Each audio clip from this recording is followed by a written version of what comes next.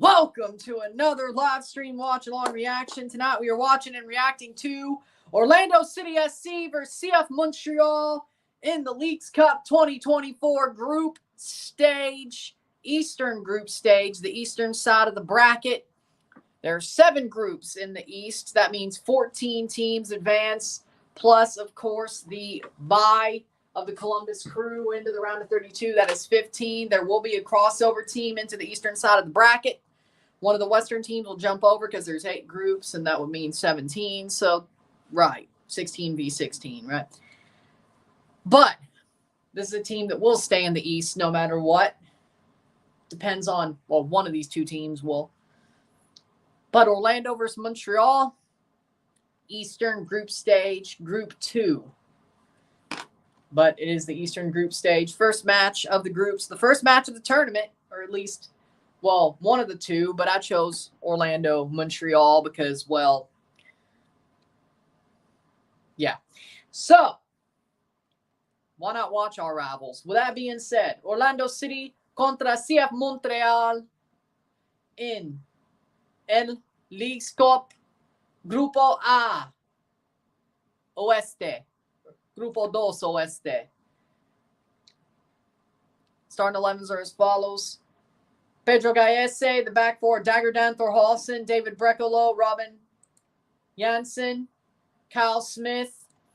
The defensive midfield 2 of Cesar Araujo, Wilder Cartagena. The attacking midfield 3 of Facundo Torres, Martin Ojeda, Lodero, and Ramiro Enrique up top. For CF Montreal, in goal is Sebastian Bressa. The back 3 of Fernando Alvarez, Joel Waterman, Gabriel Corbo. The midfield 4, Juan, Victor Wanyama, Nathan Saliba, and Joaquin Sosa. The 10 is Matthew Chouanier. The front 2, Sanusi Ibrahim and Matias Kokaro. Vamos Orlando, I agree. How we doing, Rory? Saludos, William. Daniel was here at least for a short while. Predicted scoreline, I say 3-1 Orlando in this game. Luckily, U.S. won to Zambia yesterday. Well, that should have happened. Like, that was pretty obvious in my book. But the women beating Zambia. So, glad they did it. But there you go. Go Orlando, says William. You're on the right page. You're on the correct page then. Let's go. But the first game we covered this year at the Leagues Cup, Orlando, Montreal. Because, of course. Here are my thoughts. Every country does it. Every country's football teams use drones. I grew up a Patriots fan, so I don't think Spygate is wrong. Okay? Every team does it. Canada just got caught because they were dumb enough to fly a drone in closed down airspace in a country where drones are illegal anyway. Stupid idiots. But John Herdman's about to get caught in the crossfire. Bev Priestman's cooked. Jesse Marsh is the guy who said, I don't want to do this. So, hey, you know, that's fine. But, yeah, John Herdman might just be cooked as well if this goes as deep as it is, because people won't shut the hell up. Here's what you do. You let the Federation do it by themselves. Internally review. Do I think trophies will be taken away? No, at least not at this point. But if they keep running their mouths, because I guess cheating in Canada is not a virtue we believe in or they believe in, they're going to run their mouth. They're going to run their mouth. Let's remember, John Herdman is British. Bev Priestman's British. So that matters, I guess. But there's so many of these situations where stop running your mouth. The players are throwing the coaches under the bus, saying they didn't see nothing. Turns out that might be a lie because John Herdman did show a video of a closed-door training session of Honduras to his players. Yeah. Because nobody, see, one, it was CONCACAF matches. Second of all, everybody does it. Third of all, if you ain't going to jail for using a drone, nobody's going to care. See, the problem is what made this a big scandal is some dumbass thought, hey, yeah, it's a closed airspace and drones are already illegal in France, but we'll fly a drone over New Zealand's camp. You stupid idiots. See, that's what got him in trouble. Nothing else would have gotten them in trouble, because look at the past. If it was 19, 20, 21, 22, 23, 5 years. 5 years. Let's just say 5 years. 5 years. Right?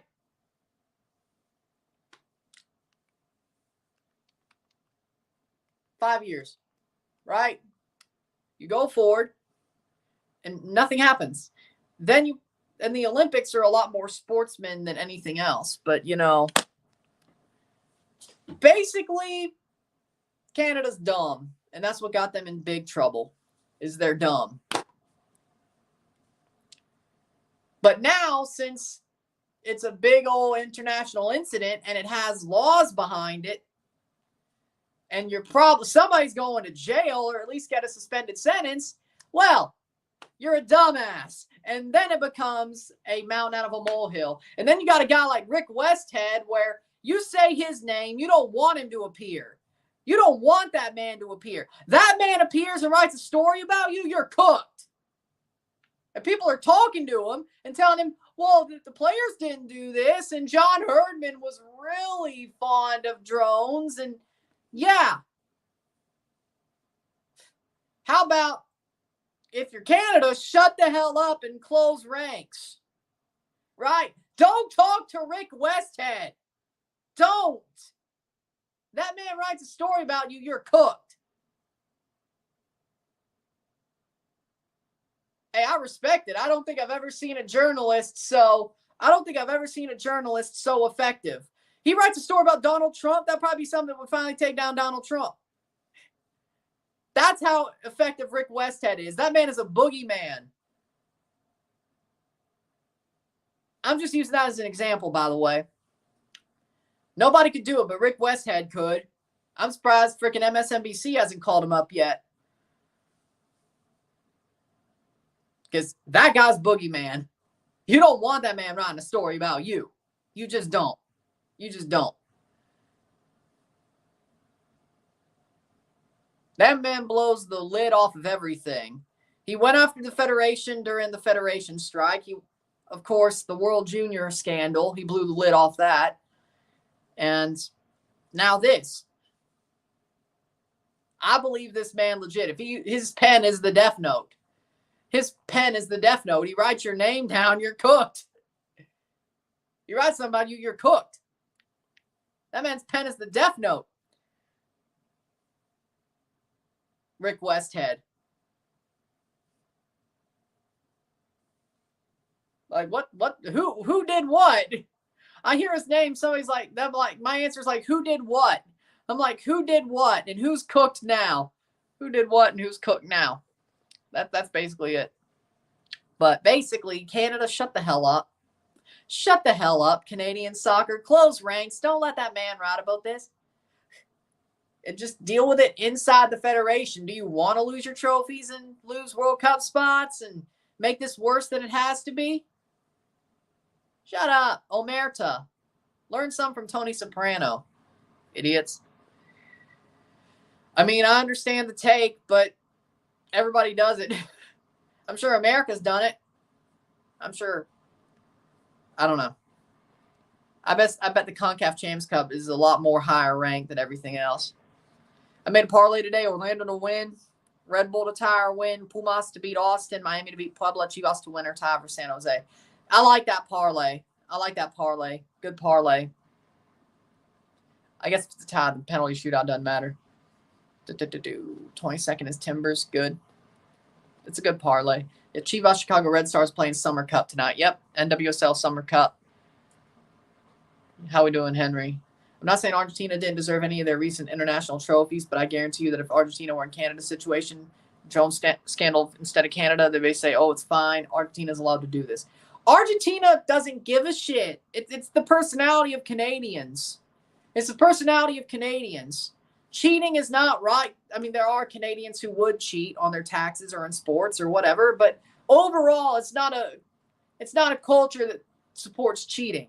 America is a lot more morally bankrupt than Canada. I've come to find that Canadians are less morally bankrupt than Americans. They actually do have morals compared to Americans. Even leftists in America really don't have morals. As long as if it protects their side, yeah, they have morals. But if it's against their side, right? But I'd say Canadians are actually a really moral people comparatively to Americans or even other cultures across the world. But what I know is 1 and 2. So, So, of course, they're going to be talking and running their mouth and making the situation worse than it has to be. Let's not forget, Herdman's British, Bev Priestman's British. They're not Canadian. So, again, there's the culture disconnect. Today's the day. Tomorrow's the Olympics, or not tomorrow. Olympic ceremony was today, and there's other Olympic stuff. If I didn't have a haircut yesterday morning, I would have watched the Canada game, but I at least followed the score. So, there you go. I'll watch the video of Celine Dion singing at the Eiffel Tower. That's about it. After this is over. But, yeah.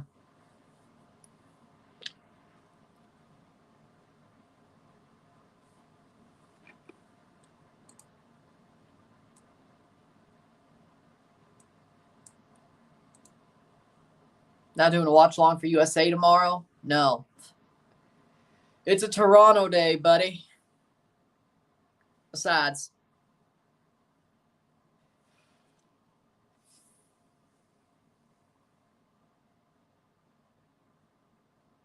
did you watch the Olympic Minions video on the ceremony? No.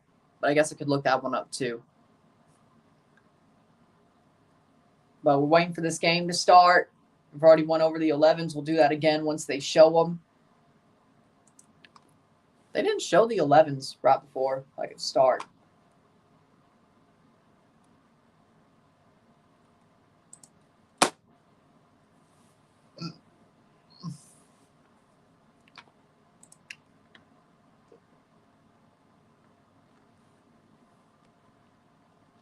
Exactly. As I said, Americans don't.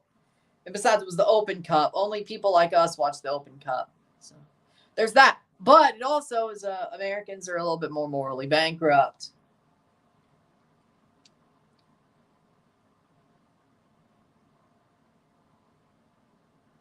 U.S. versus Costa Rica U20. Speaking of, I think Canada beat El Salvador. They were at the half. Let me check. U20s. Let me check. And if they won, they're through. Here we go. Oh, it's right there. 1-0 Canada. Oh, it's still going on the second half. Must be in stoppage. 65th minute. No, it's still going on. Oh, well, there you go. 1-0. Santi Lopez. Head-to-head Leagues Cup. Well, Leagues Cup 2023. 1-0-1. 0-1-1. 136 XG to 115, 9-9-7 this year, 6-10-9 for Montreal, 39 goals for, 38 goals against for Orlando, 34-49 for Montreal. So both these teams are mid at best. Starting 11s are as follows before this game starts. Here we go. Pedro Gallese, the back four, Smith, Janssen, Brekalo, Dagerdan Thorhalsen, Cartagena, Araujo, Torres, Ojeda, Ladero, Ramiro Enrique for Orlando. There's that.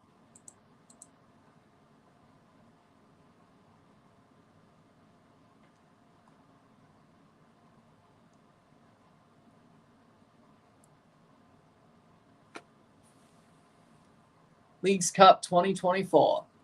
Referee is Adonai Escobedo as the ref. How we doing, Red Bull Insider? Orlando's been better as of late, but it's still probably going to be tight.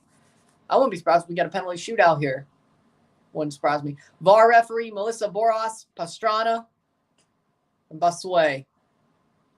The VAR officials of this game. And we got Montreal starting 11. Bressa, Alvarez, Waterman, Corbel, Sosa, Saliba, Wanyama, Huan, former Orlando man, by the way, Chouanier, Kokoro, and Ibrahim. Montreal wearing their baby blue, powder blue kits. Orlando wearing purple. Yeah, exactly. I think, didn't Montreal go down to Orlando early in the season and draw them? Like really early when the Scabs were still? It may have been the first week, actually. Leagues Cup 2024. About to begin. Group stage matches. Here we go. We'll review this match once it's over, and that's that for the day. Then tomorrow's Toronto Red Bull. And also, I will be alive for a Portland versus Leon on Sunday night. That's the one I will review. Good luck to you guys tomorrow. Hopefully it's a good game tomorrow between Red Bulls and TFC. Hopefully we do something we never really do. Draw or win at Red Bull Arena. We'll find out, though. Hopefully. Here we go. Here we go. And Montreal kicks off, and they're going to take it slow. Sosa. Man, they're playing slow. I know it's the first 6 seconds, but they're playing slow. 0-0, said it was said. Montreal. Ball over the top.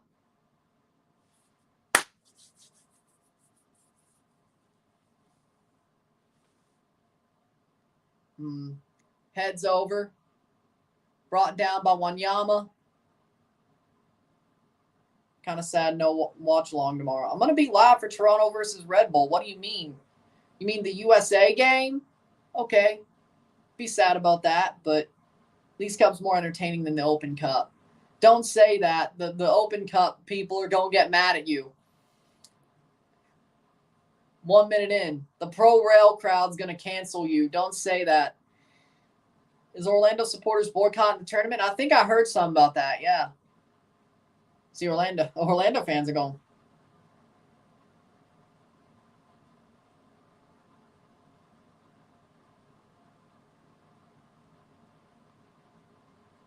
Cross in.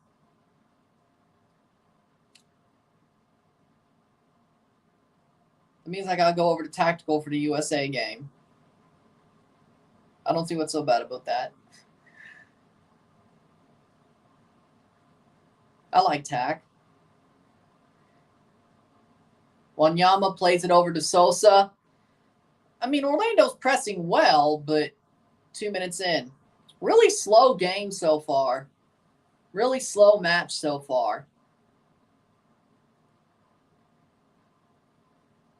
And the Leagues Cup has kicked off for 2024. Let's see.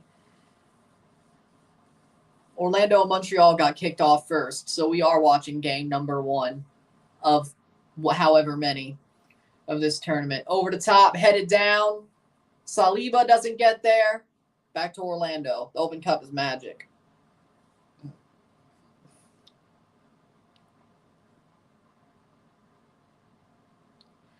I mean, I like both tournaments. I like both tournaments. I think both tournaments can be played. Didn't Iran spawn England, USA, and Wales in the World Cup too? I think they did. Yeah, I think they did. But, of course, see, again, it's also about the morality of the fan base and the people around it. Besides,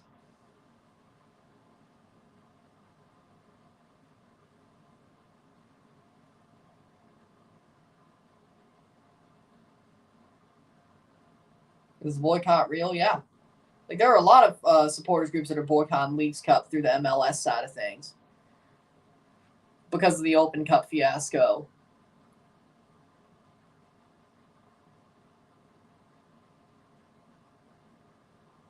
Which I guarantee you, if Season Pass keeps the rights to Open Cup, MLS teams will be back in Open Cup next year and nobody will remember this.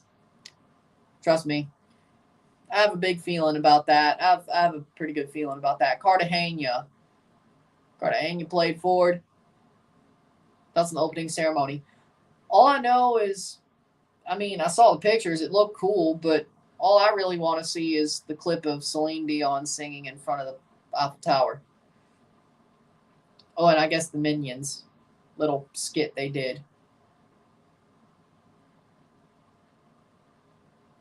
What are your thoughts on a lot of MLS supporters groups boycotting Leagues Cup because they think it's replacing the Open Cup? I mean, that's their decision.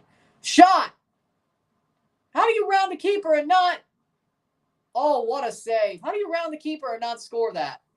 4 minutes in. 1-0 Liverpool over Betis.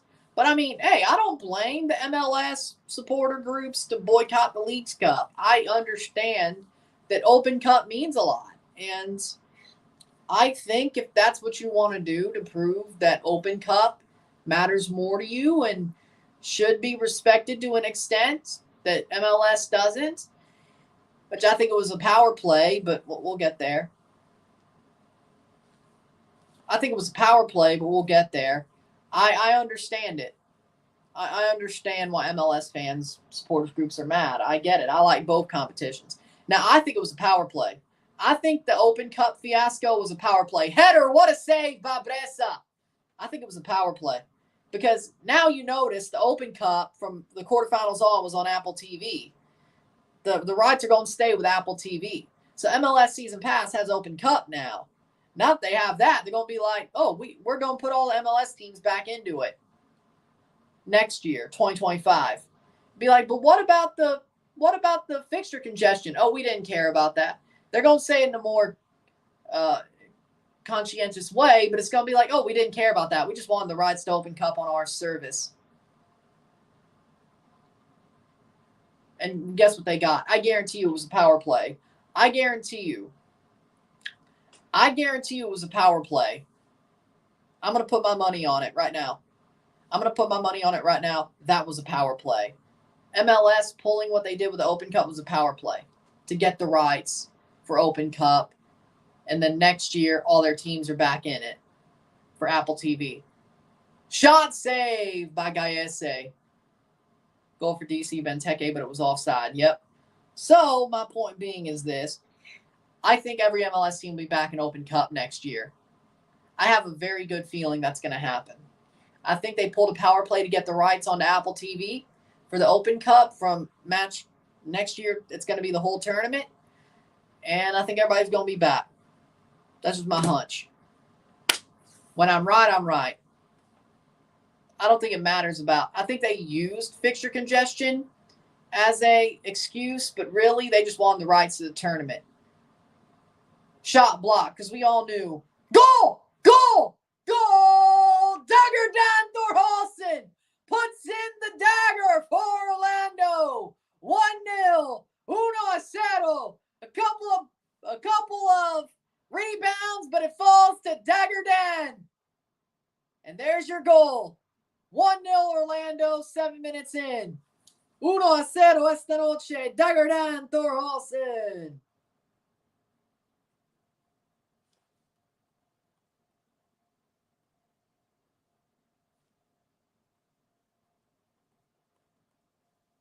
The New Orlando were favorites. What a goal. That's why you don't play slow, Montreal. That's why you don't play slow. 7-minute, 1-0, 1-0. Saved by Breza. Ladero takes a shot, a block away, and then boom. Near post, short side, Dagger Dan Thorhalsen. Well done, Orlando. Boom. They worked it out. Orlando has the lead over Montreal. Goals given for DC already. 2 goals in 7 minutes. Looks like a pretty good tournament. I did say about, 265 goals this tournament on my bracket challenge.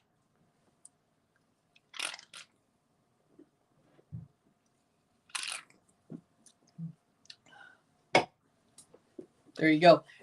758. Sosa.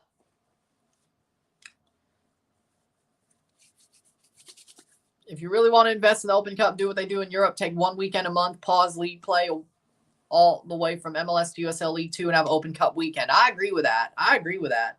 But maybe now that season passed, well, no. Some of those double match weeks, it's one and the other. So I think they could do that. Just play an MLS game on Wednesday, weekend Open Cup. There you go. They can make it work. Yeah, good point. Atlanta's losing to DC. Well, that might, that's different. Don't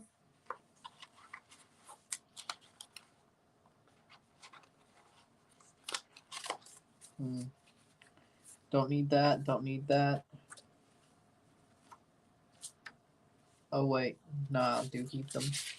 Playing forward, 9th minute. Is Lawless's take on the Olympic Canada scandal, an L or W take. It's not a bad take, but it's not that great of a take. Did I?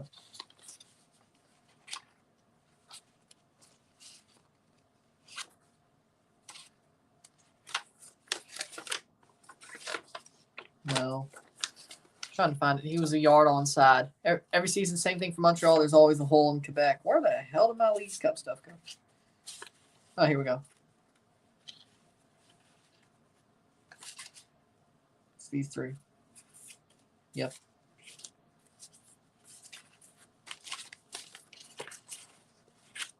There we go.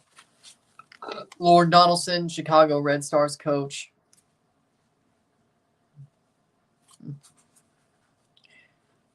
Yeah, I got what? Atlanta finishing second over DC. Yeah, that's not going to happen. If they don't figure this out, yeah, that's not going to happen. Well, they could win on the penalty shootout. And I don't think DC's beating Santos, but that might not end well. Lawless definitely had a brain transplant. Sometimes a brain can come in quite handy, but it's not going to help you. 11th minute, 1-0, 1-0. Hold that, Montreal. You're damn right. Hold that. Hold that. Hold it. Ladero. Hold that. Playing forward, Orlando. Cross in. Save by Breza. But Orlando's playing pretty damn well. They look like the better team. I'm not surprised. I'm not surprised. I am not surprised.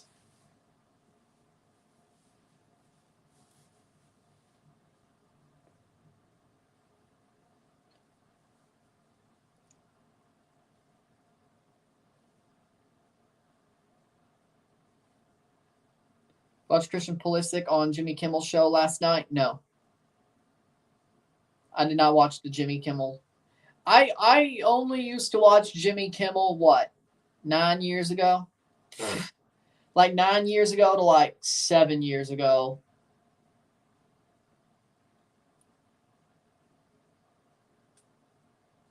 He goes down. And it really was, I used to wake up to Good Morning America when I was in school. And like America This Morning. So I left it on ABC, so I was watching Jimmy Kimmel's show. But then I stopped watching Good Morning America and all that.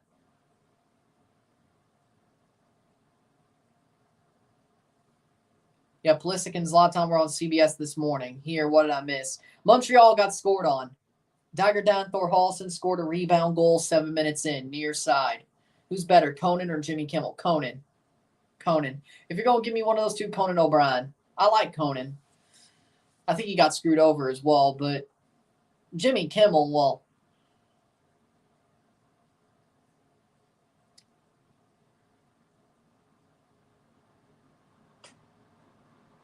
cross in. Conan. But honestly, compared to both of them, I'd rather watch Jon Stewart. Like, Jon Stewart's better than both Conan and Jimmy Kimmel, if I'm being honest. But Conan's better than Jimmy. Herman's job at TFC might be under fire, too. Hey, in case of disaster, call a pirate. That's all I'm going to say. In case of a disaster, call a pirate. That's all I'm going to say. Swing your sword.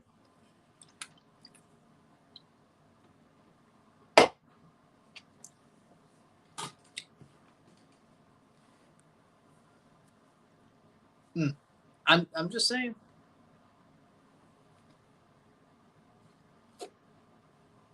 I'm the captain, no. Well. Cross in. Header. Oh, that could have. Okay, that's a little bit too much, but okay. 14th minute. Got tickets. I'm going to see tomorrow San Jose Earthquakes versus Chivas in Santa Clara. Good experience, but there's going to be a lot of people. It'll be a fun one, I bet. Atlanta suck. Oh, my God. They almost gave another. I honestly overrated Jean De Silva and Saba. Damn. Yep. they're signing Pierre Duomo, played for Royal Antwerp. He loaned away. He got loaned to Molenbeek, I think, recently, but a Belgian player, or played in the Belgian league recently. He's a good midfielder, a young midfielder, but he's a good midfielder. I think it's a good signing.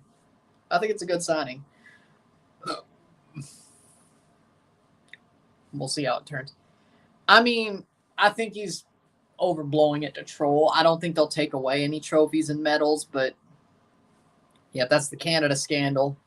The frickin' drones. And the only reason there's an international incident is because they flew drones in a no-fly zone.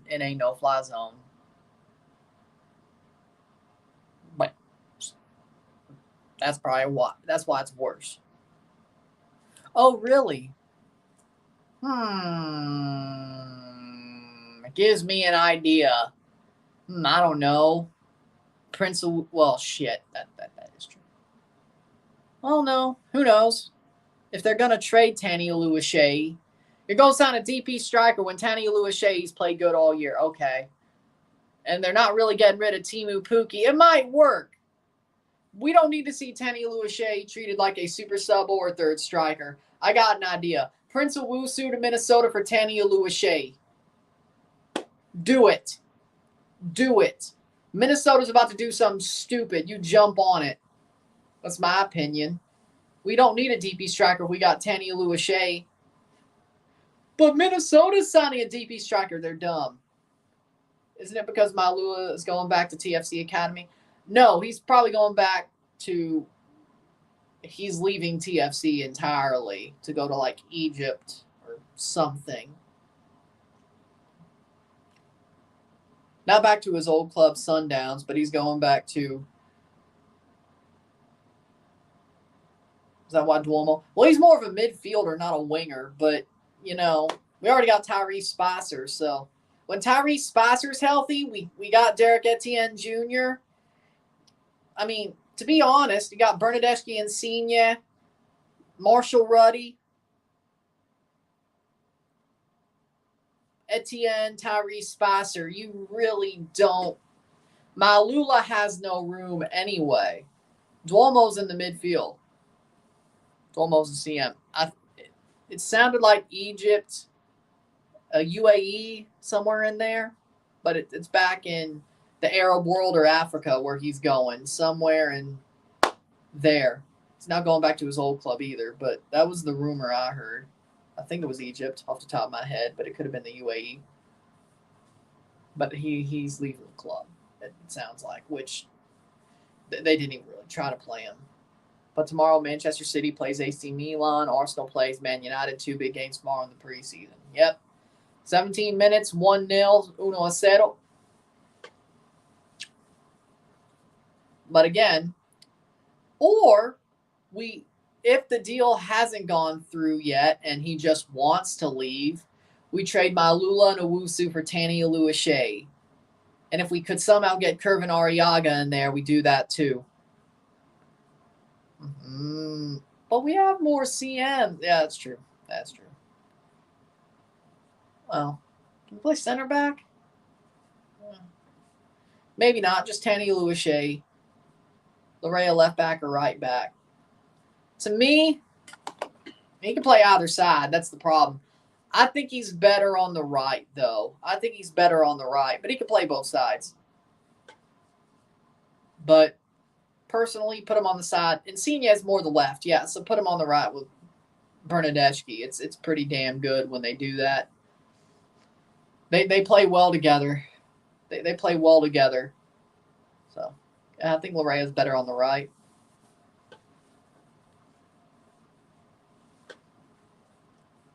I think he plays better on the right.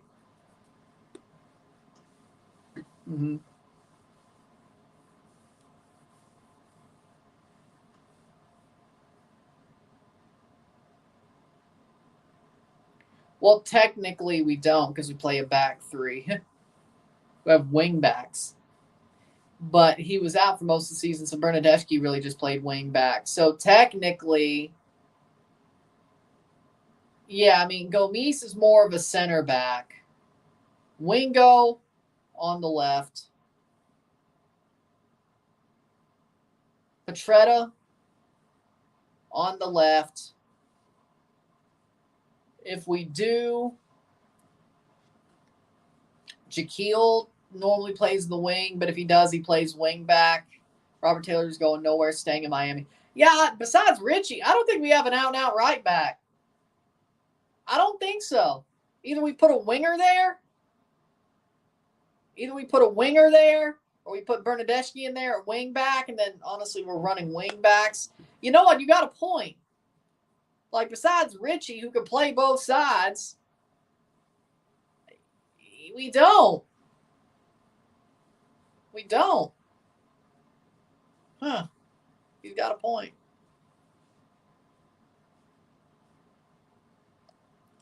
Shit, he's got a point. Okay.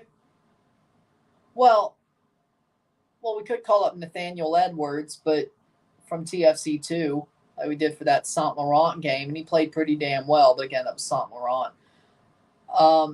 He's got a good ceiling though. He's got flashes. I like Nathaniel Edwards. He's got flashes, but Yatalo.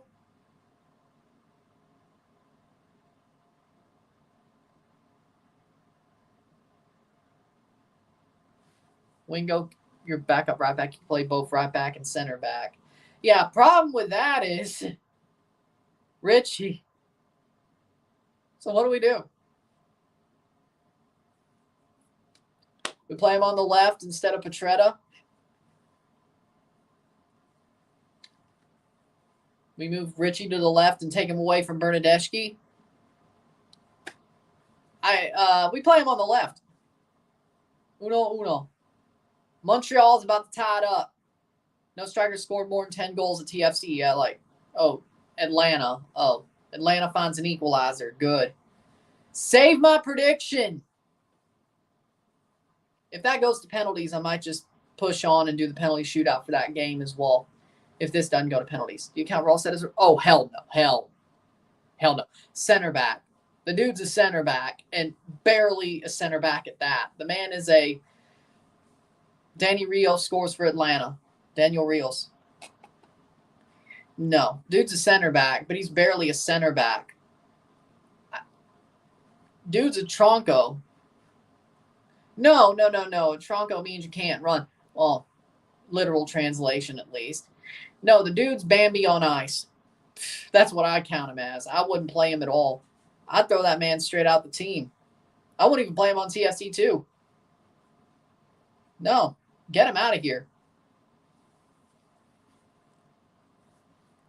When the team is focused on running to press the ball to steal it, which in my opinion, I'm just looking at it from the way I'd want to play.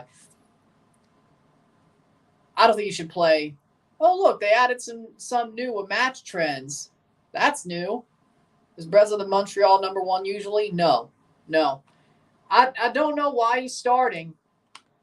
Jonathan Sawa is their normal #1. Jonathan Sawa. I don't know why Breza's starting. I guess Courtois is throwing the tournament because this is their winnable game comparatively. Bro is 0 pace. Now, that's just a part of the problem. The other problem is Rawlstead can't even use his legs. Dude has spaghetti legs. Like, seriously. Like, his legs are shaking. The dude's freaking scared just to play the game. I don't know how he made it this far in his career. I don't. The dude's like, what's that cartoon?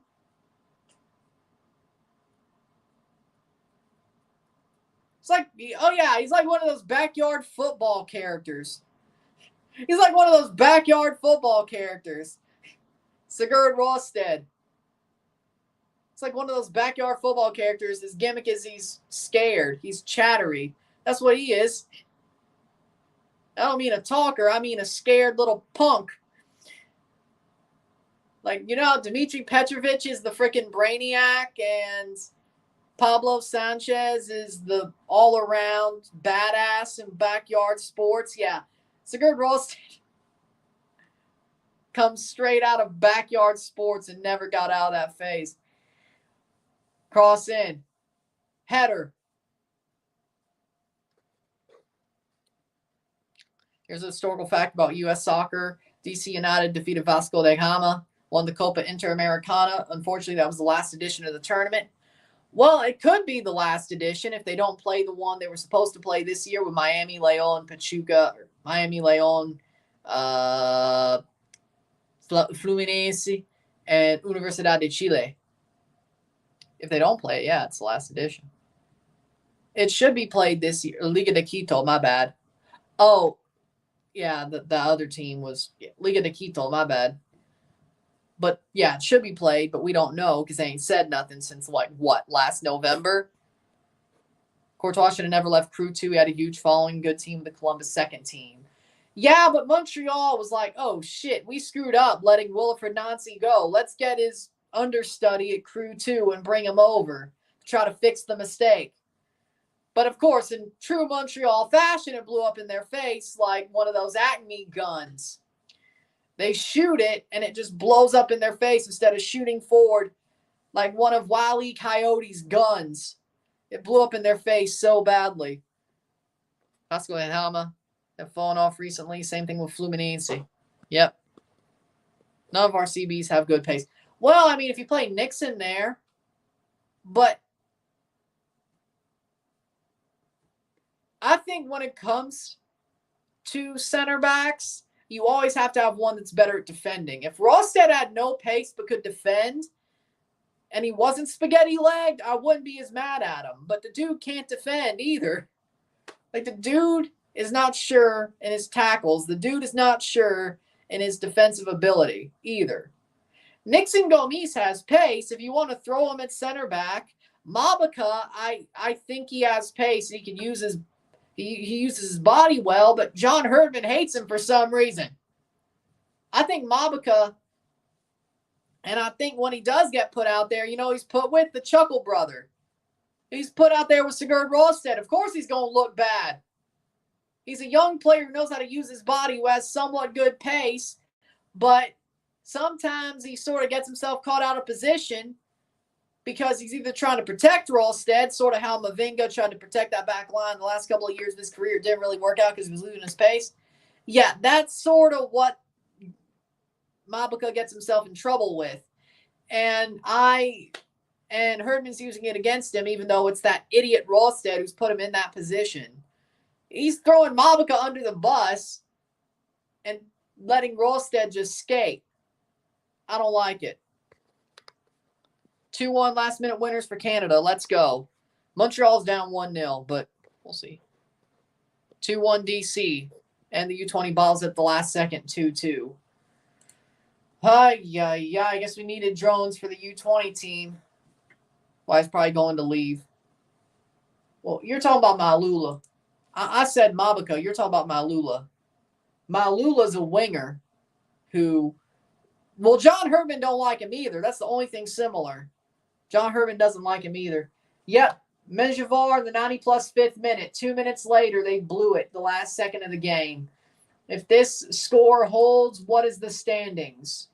Canada will have 4 points. They'll still finish second, though, so they'll be going through the knockout stage. That's the good news, without having to worry about third places. If they lose, they're out of... No, they'll just be third place. They'll have to worry, but they'll be fine. VAR for what? Did you know Richard Nixon played soccer in Quito, Ecuador in the late 50s? He was invited to a local football match. You have to see the pictures of Nixon playing football here. I'll have to look those up.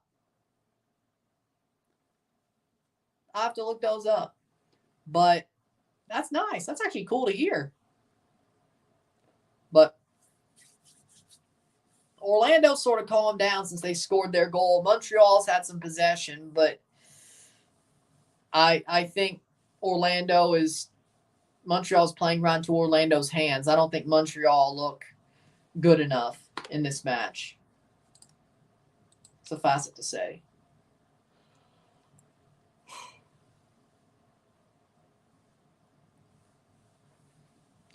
I think they're looking a bit better, but I think they're not really breaking any lines. Orlando's still got them covered. Ramiro Enrique, that's out for a throw for Orlando.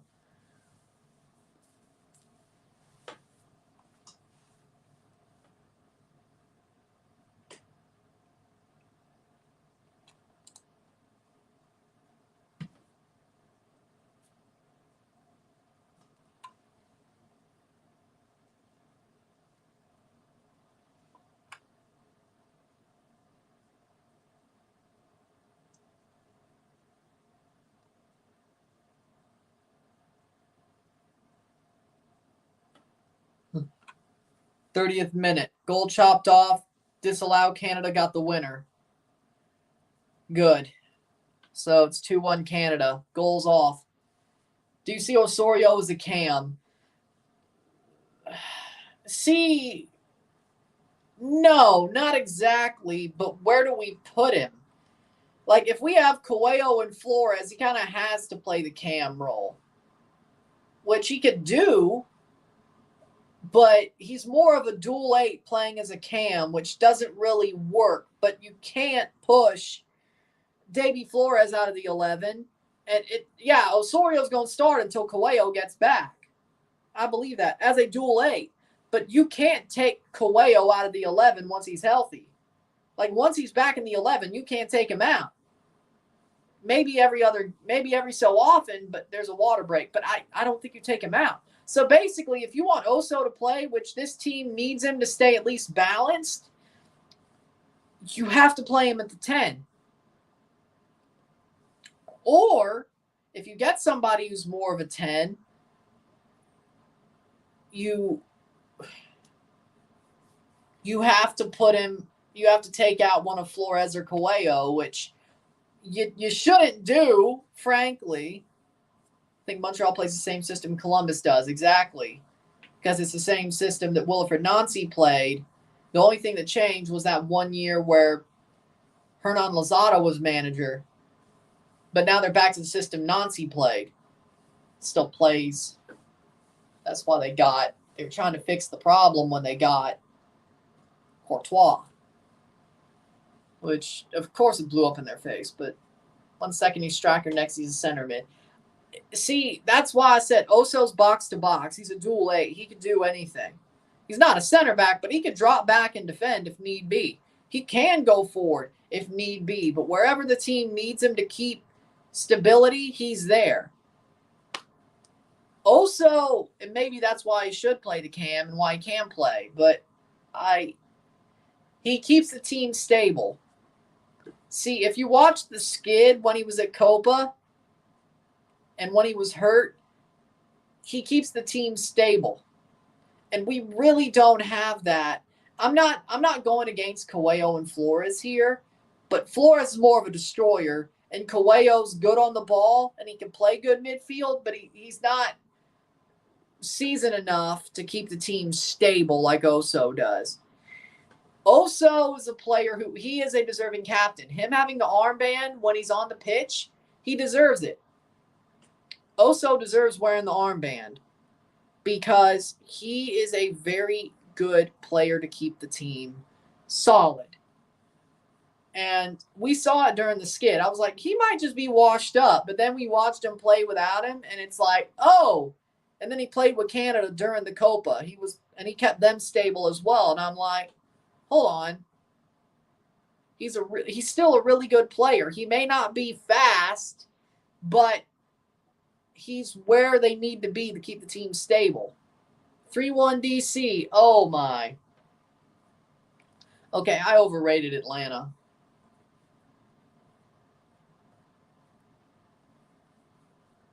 Stroud goal. Well, there you go.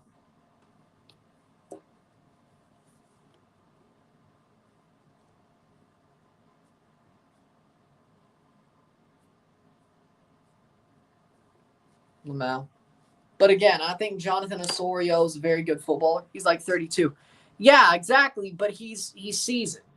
But he still has talent. He's not washed up like I thought he was pre-Copa. I thought there was a moment where I was like, you know what? He's washed up. And then I watched him play at the Copa, and then our team basically struggled in the midfield. I'm like, oh, that's why he has the armband. That's why. Like, Oso was bad for a while there. Let's just keep it a buck. For a while there, after his head injury, he was bad there. He was bad. Like, it was like, but he's starting to pick his form back up at the right time. And he wasn't really, I wouldn't say he's been bad this year. I think he's been good this year. It just wasn't obvious until he was gone. And then he did the same for Canada. I think he's back to what he Not 2018 so that was a different guy. This, and that's probably also what you're measuring him up to, is what he did in 2018. That season. But if you're measuring him up to keeping the team stable, him being a captain, Brad, I thought he was washed in 2018. I thought as the year went on in 2018, I'm like, this guy's washed. Like post-CONCACAF, like the whole team, I'd say 2018-19. There were moments in 2018-19 where I started to think, yeah, he's washed. Like if he doesn't care and not putting everything into it, he's washed. And then 2020 happened. 2020 was like the first time where I'm like, yep, that man's truly washed. It's like there were people who could defend him in 2018 and 2019. 2020, no, he was done. He was cooked. Ralph Prizo was better.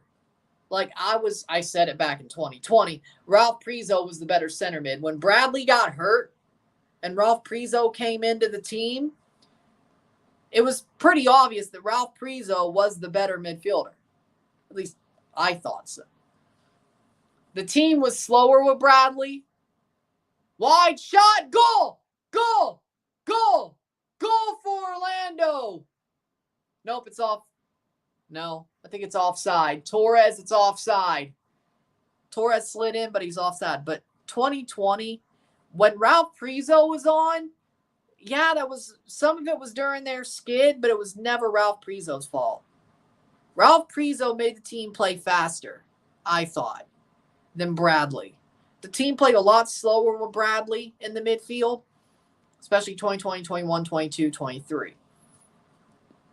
And Kay wasn't really a good replacement either. But Coelho kind of showed me what Prizo did last year. Like, I thought Coelho was one of the best things about 2023.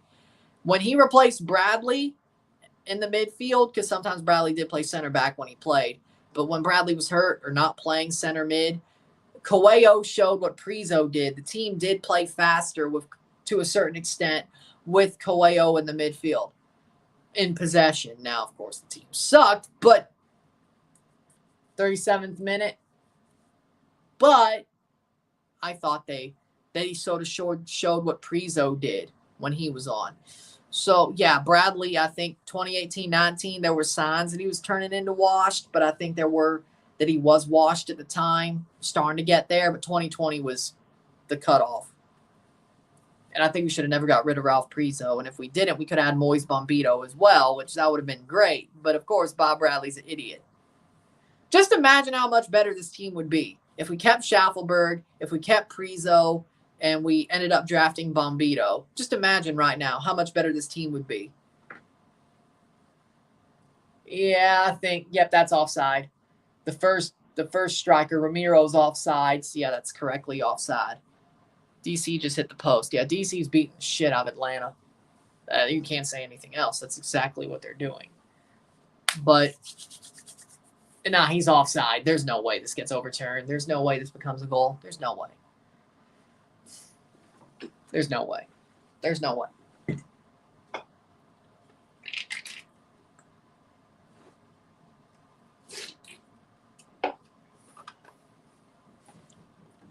Was Fry the best keeper for TFC? He wasn't the same Stephen Fry. Like, I don't think Stephen Fry became Stephen Fry until he left. And then, of course, when he played us in MLS Cup, that's when Stefan Fry became Stefan Fry. He was good, but he was never Seattle Stephen Fry with us. He wasn't that guy. He became who he is in Seattle because we traded him. And against us, by the way, that's when he really had his coming out party. He was good, but I still think Westberg is better. Julio Cesar, I know it was a loan, but he was better. He was better. Westberg, Julio, Sean Johnson, if he keeps what he's doing going, I think he can be. Goal! Goal for Orlando! They're going to count it. What? They're going to count it. That's bull. Facundo Torres is put away.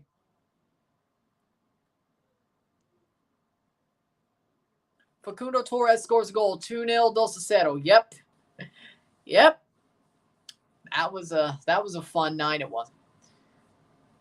I think that was offside, but they count it. I think that was offside, but they count it. 2-0 Orlando. I actually feel sorry for Montreal. I think they got screwed. I actually feel sorry for them. I think they got screwed.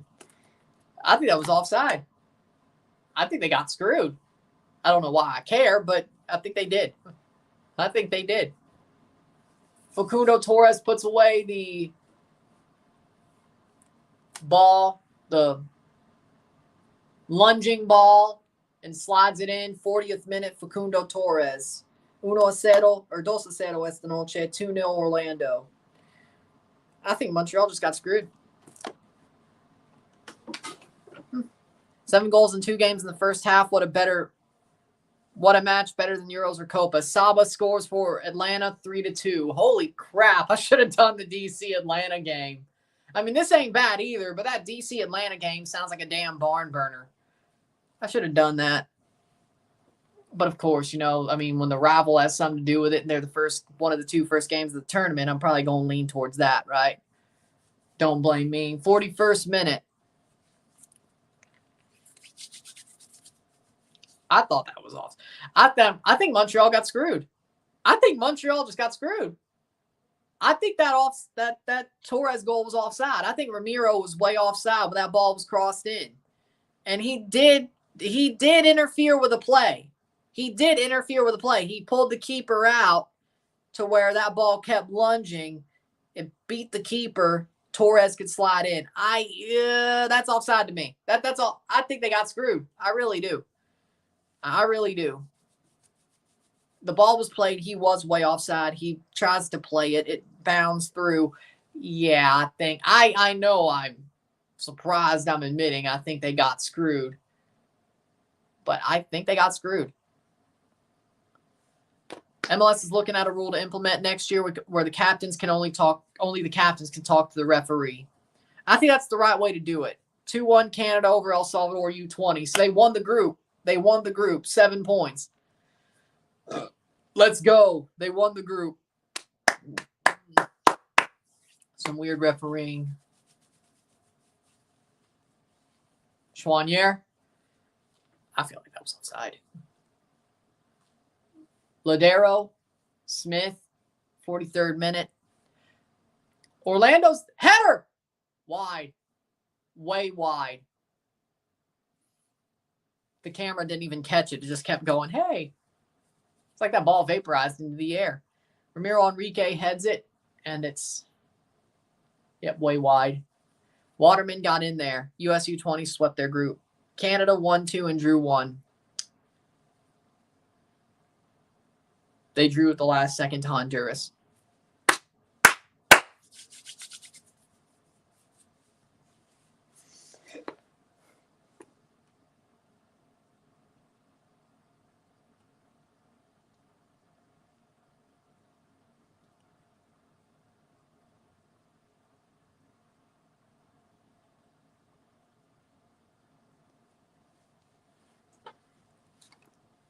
Forty-third minute.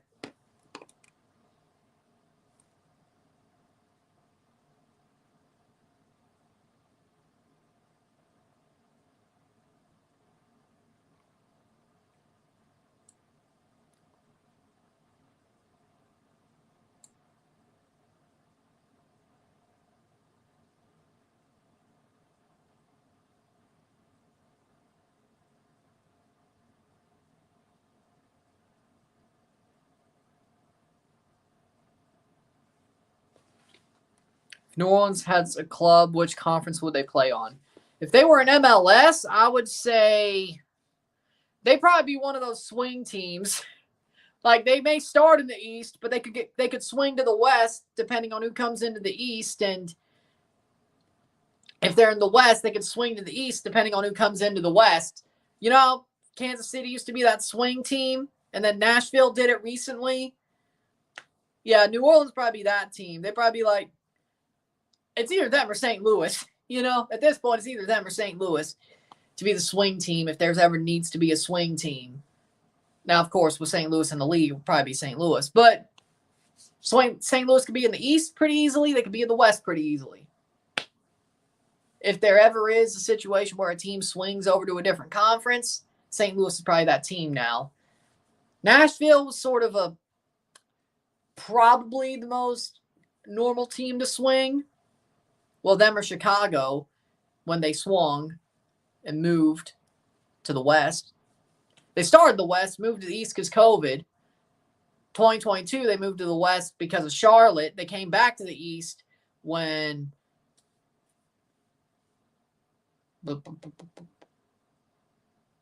St. Louis came in. Yeah, St. Louis. 6 minutes of stoppage time in the half. At the half, 2-0 Dos Aceros. So I think St. Louis is probably that swing team now.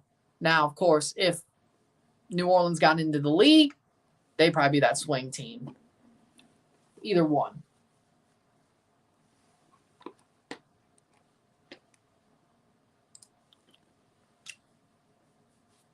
.46 minute.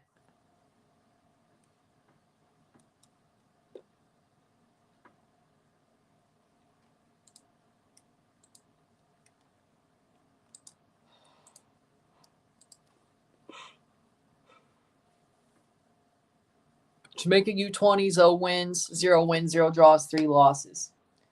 Yep. That's all. Yeah, I'm not surprised. They got stomped out, really, at this tournament.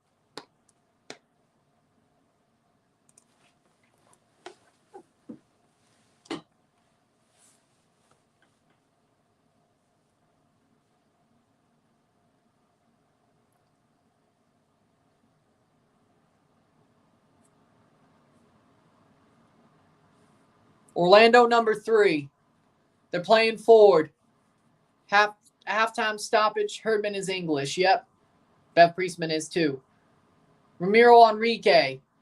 Shot, goal! Ramiro Enrique scores. Runs onto the ball and pops it home. 3-0 Orlando. 3-0. Orlando. Montreal's getting stomped out, baby.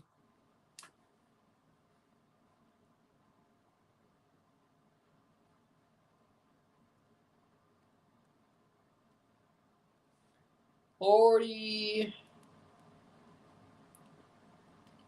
plus 2. 3-0. 3-0. Esta noche. Facundo Torres plays it on to Ramiro Enrique, who's making a perfect run and takes it and puts it past Breza, short side, as soon as he gets there. 8 goals so far. Let's go. What a night. And there's 3 more games on the western side. Actually, hold on. West. Yep. 8, 9, 10, but there's only one we're covering. But I'll be probably watching. 8 goals tonight. Damn. Still 3-2 between DC and Atlanta. Stroud scored 2. Benteke scored 1. That's why you don't sell your best players.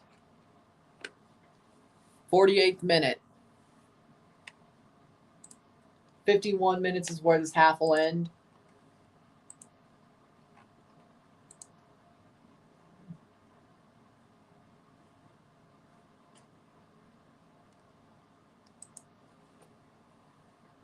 Rip Montreal.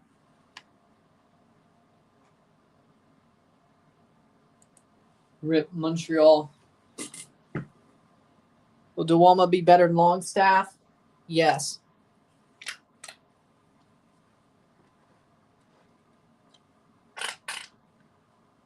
We're thinking about Longstaff. We know he could play better, but he's just no. Corner for Orlando, 49th minute. Cross in. Brought down, header. Cartagena. Araujo. Plays it on, Araujo. Cross. Blocked away. Ladero couldn't get there. But Cartagena, nope, got spun out.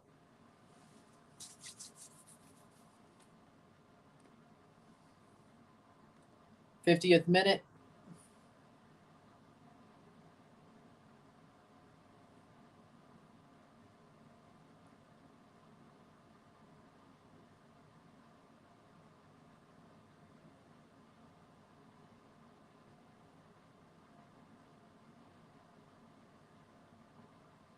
Montreal are cooked. Are they even more cooked than Bolivia? They're more cooked than Bolivia.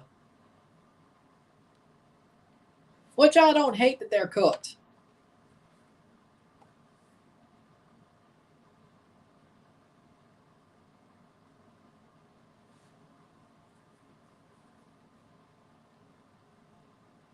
'50th minute. Honduras and Canada going to the knockout stage. One team between El Salvador and Dominican needs third place for possible knockout stage based on ranking. Salvador 3 points, -3 goal differential. Dominican 0 points, 2 goal differential.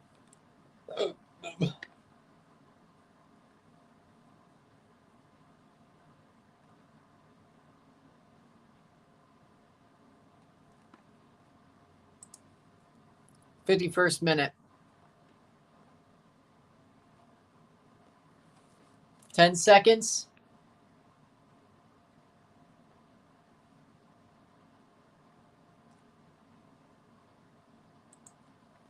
And it's halftime. 3-0 at the half. 3-0, miro tiempo.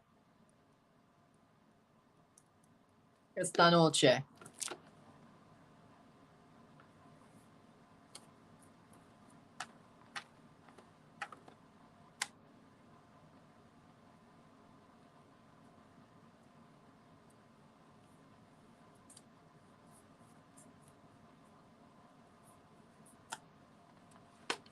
But it's 3-0 at the half. 3-0 esta noche.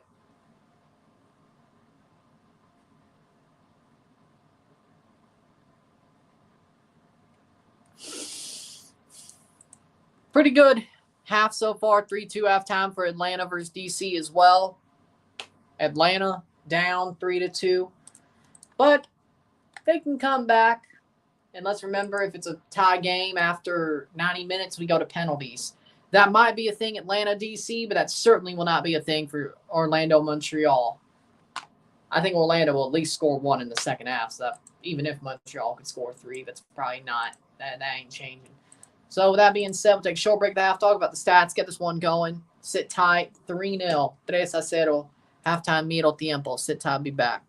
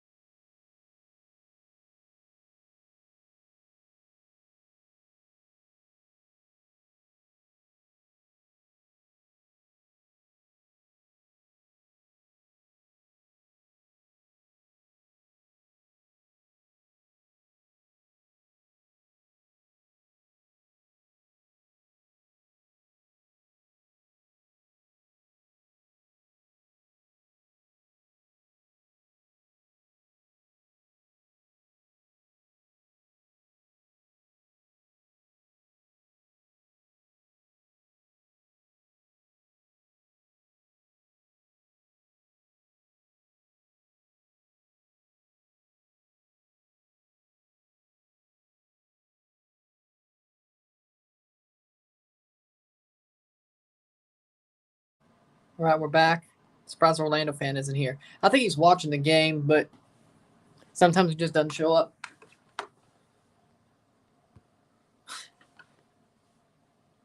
Ha! Nice. Damn it, Chivas scored. Well, we're talking about U20. It's bad. I would say DR. Yeah, they're about even. Stats of the half. Got 42% possession of 58% possession. 11 shots to 3. 6 shots on goal to 2. 175 accurate passes, 85%. 258, 87%. 6 fouls to 2. 3 corners to 0. 11 shots to 3. 6 shots on goal to 2. We got 206 passes to 298. 85% pass accuracy to 87. We got 13 throws to 6. We got 0 offside to 2, 0 yellows to 0, 0 red cards to 0, 3-0 at the half. Today's a 0 esta noche. Montreal, they're not good tonight. Securis scored for the USA. Montreal are just horrible tonight. I mean, yeah, they got screwed on the second goal. I think that should be offsides. It really should be 2-0, but damn, Orlando were all over them. Montreal was playing very slow, still are playing very slow throughout this game. It seems like they don't really have any passion to play this tournament. They just want to keep their players healthy. They know they're probably unlikely to get out of the group, especially if they lose this game. And they just want to have the break. They want to have like the 3-week break after their match days are over and push forward. Because I don't think Montreal, the way they're playing, they ain't going to beat Atletico San Luis as well.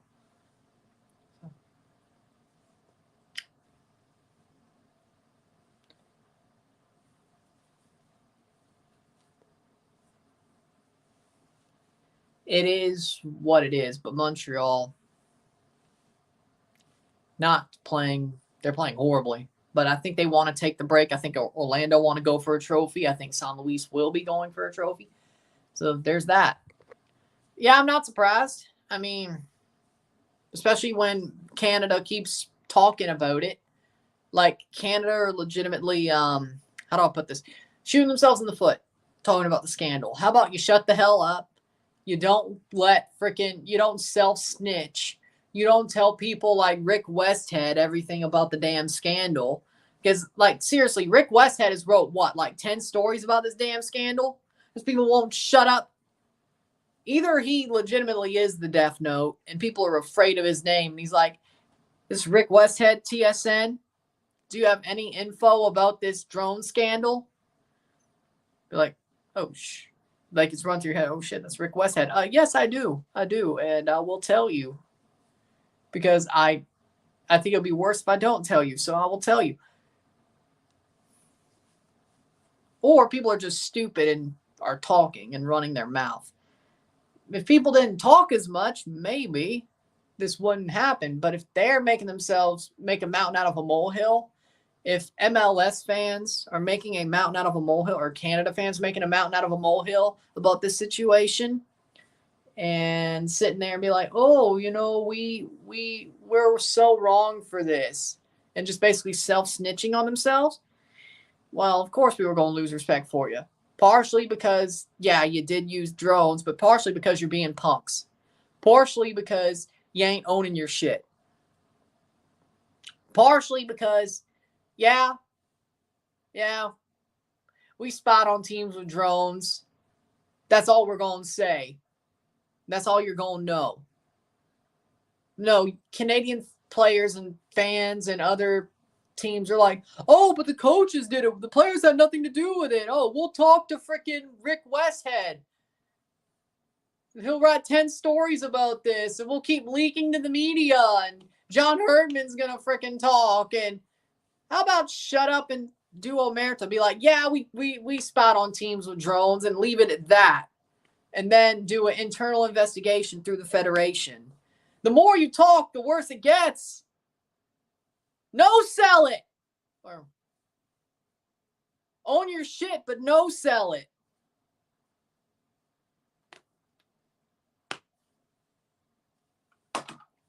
That's honestly part of the reason why people are losing respect for Canada. They're acting like punks. They're crying about it instead of owning their shit. Like, yeah, they did it, but we're going to no-sell it. You ain't going to hear nothing else about it. They're making a mountain out of their own molehill. Some type of freaking Boy Scout shit. Scouts honor shit. Sometimes that's not how this world works.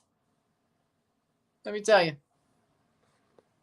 These fans are dumb. I'm sure most of them are from South America. I know all people here are waiting for mistakes by CONCACAF teams to criticize them. No, it's more like the U.S. fans that are mad about it. But, hey, who knows? Maybe some South American fans are mad about it, too. So, I don't even know if that's the right. My dad just sent me a $20 Crumble gift card. Nice. Exactly. So, if they're complaining about it, you're hypocrites, too. But at least they own their shit. They don't cry about it. They don't go, oh, Scouts honor. I'm going to snitch on everybody. Hell no. You either go down together or you stand together. You go down together or you stand together. Omerta. Be like John Gotti. Be like Tony Soprano. You go down together or you stand together. Don't throw people under the bus.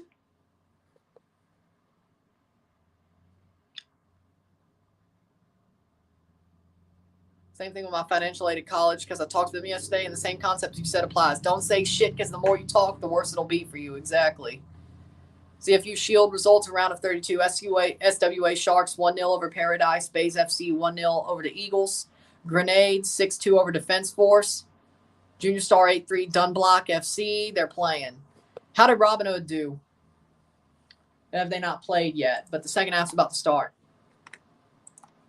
That's really just a good line for life. Don't say shit because the more you talk, the worse it'll be for you. Hell.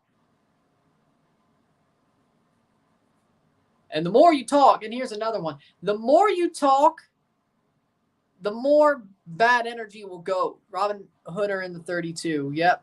I know they're in the tournament. I just don't know if they've played yet. Also,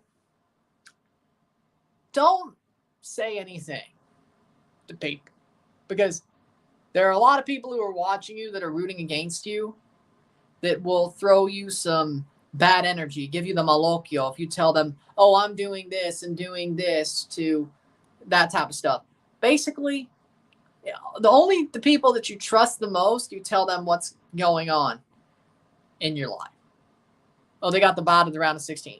And even then, you probably shouldn't do that either. But basically, there's only certain... Don't tell everybody. Don't broadcast your wins to everybody. Let them see it. Let them see it. Don't broadcast your plans or your wins to everybody. Let them see it.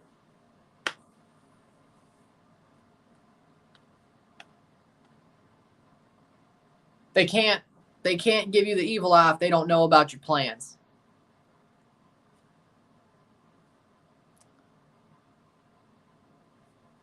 That's also a good one, yeah.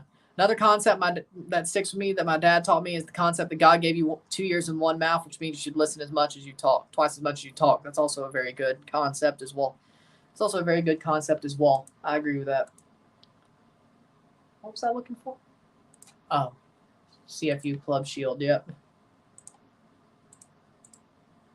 Oh, there it is. Perfect. Timbers are 22nd in CONCACAF rankings. Yep, that's pretty good, though. So, Guyana Defense Force played already. That score isn't up.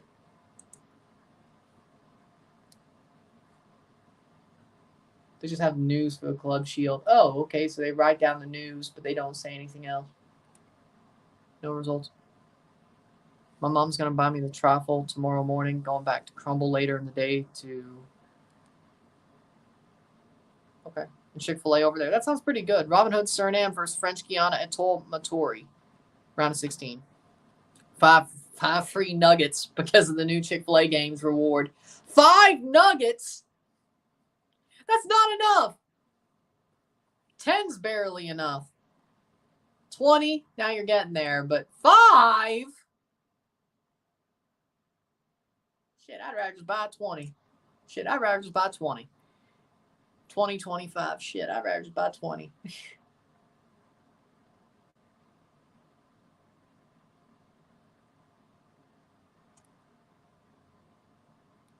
Low. Second half's about to start.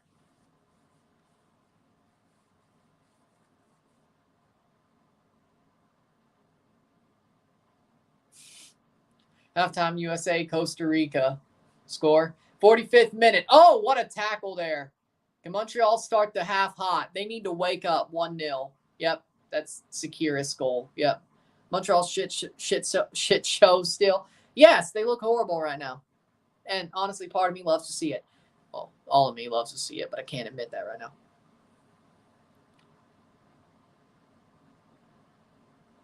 Pumas Austin starts. Yep. Fair enough, but 5? Victor Wanyama's off for Ariel Lasseter. 5. Will you be live later? I'll be live tomorrow night, same time, 7 o'clock, Red Bull Toronto. But I'll make a review for this game, so there's that. Who's the best team in MLS right now? Columbus. He probably is happy. He's over the moon right now, I bet. He's probably over the moon right now, I bet. Yep. Like as in, I mean, yeah, the city can be annoying at times. Yeah. But that's every city. There's annoying parts to a city. Ramiro Enrique loses the ball. Montreal to clear. So Austin scored. Austin scored on Pumas? Yeah, no way. No way. It is 1-0. Alex Ring just scored on Pumas.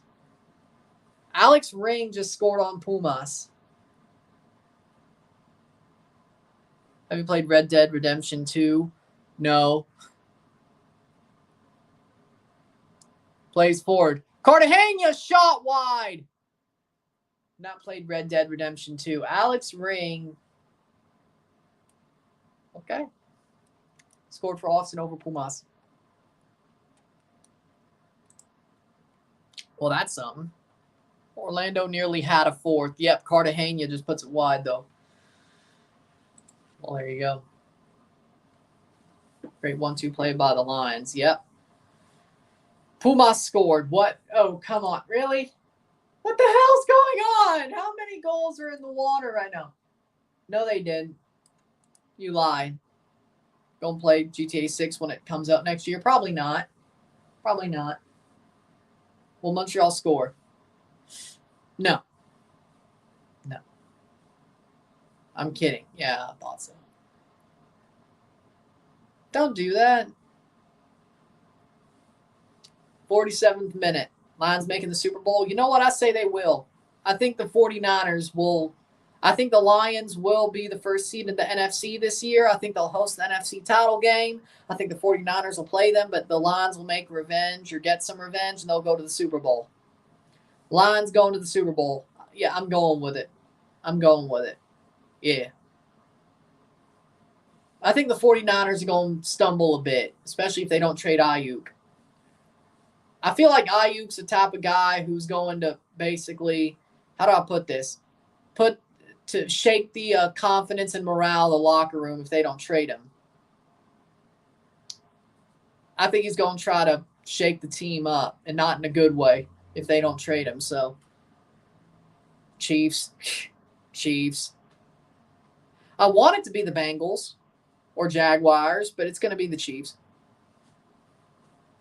Now, the team who I think has the most likelihood of being the team to face the Chiefs in the AFC title game, Ravens. I don't really want it to be the Ravens either. The Bengals, Ravens, or Jaguars. Those are the 3 teams where I could be like, yeah, that sort of makes sense if it ain't the Chiefs. Like, that makes sense. Want it to be Ravens or Jags. Fair. Canada soccer should be praying FIFA and CONCACAF don't ban them from the CNL, Gold Cup, and World Cup. I guarantee you know why I don't think Canada will get banned? Is because they're not going to ban a host from the World Cup. Like, I know, like, it's a triple hosted World Cup, but they're not going to ban a host from the World Cup. If they didn't ban Qatar for the shit that they pulled with the migrant workers and all that, trust me, Canada's not getting banned for the drones. unless you just hold the West to a different standard. But they're not going to ban them. There's been different World Cup hosts that could have been banned during their run-ups. They're not banning Canada for drones. I don't think so. They may take trophies, but they ain't banned them from the World Cup and anything else. And why would you ban them for a year just so they can be back for the World Cup? They're not getting banned. Even if people keep talking, I don't think they're going to get banned. FIFA's corrupt enough anyway. I think the IOC might be harder on them. And CONCACAF, well, you can't really do that either because Montagliani's Canadian. You think he's going to be hard on his own people? The IOC is the thing I'm worried the most about, to be honest. They might be kicked out of the Olympics, at least the football teams, for like an Olympics and this Olympics and the next. That I'd be worried about, but FIFA, no. It's not really FIFA's jurisdiction anyway. In CONCACAF, you really think Victor Montagliani's going to kick out his own people? Yeah, I got freaking oceanfront property to sell you. He's bent things in favor of Canada before. You really think he's going to kick them out? Yeah. I'll believe it when I see it. No. If it's MLS Cup, keep it MLS Cup. Fair enough. Well, Russia did start a war. Now, if they're going to use that, shot save. But now they're going to say, hey, maybe now they're looking into Israel being banned from FIFA tournaments, which they also started a war. So if you're going to do the same thing for Russia, going to do the same thing for Russia.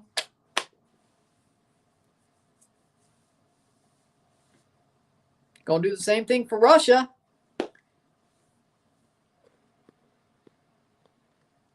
Exactly. Good save, bad shot. I agree. Again, they're not going to ban a host. 1-0 Liverpool, 84th minute. They're not going to ban a host. If they ban a host, like if this was going into a World Cup where they weren't hosting, I'd be worried. I'm not worried right now. I'm only worried about the IOC. That's what I'm worried about. And Rick Westhead and trophies being taken, that's what I'm worried about. But you don't talk to Rick Westhead. He's going to blow the lid off of this. He already is. There's been like 10 leaks already. There's been like 10 articles that man's written. That man never sleeps. Dude's boogeyman. Like the only you want somebody to write an article that would actually take down. Like, I'm surprised the Democrats haven't called Rick Westhead. Why? That man would legitimately write an article that would win them everything they wanted. That's how much that man's a boogeyman. No other reporter or writer could do what Rick Westhead does. Like, that man legitimately blows the lid off of everything. Rick Westhead is on your ass, you're cooked. You just got to wait for it to happen. It's like, if you're in sports or just in general, because he's also just an investigative journalist, but he's now focused on Canadian sports. Most recently with the Canadian Federation stiffing the players, the CBA situation, the World Juniors, and this. You hear him after you. Yeah, you're about to be cooked. You just don't know when. You just don't know when you're going to be finished to be cooked, is what I'm saying. And I'm surprised the Democrats ain't called him up. They want Trump taken down so hard, the one thing all they have to do is just call one guy. And then you'll finally get him.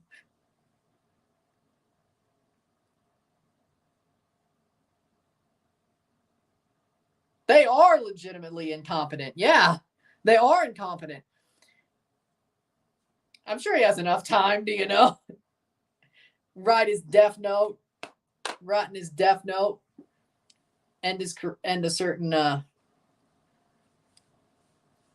former president's career. Well,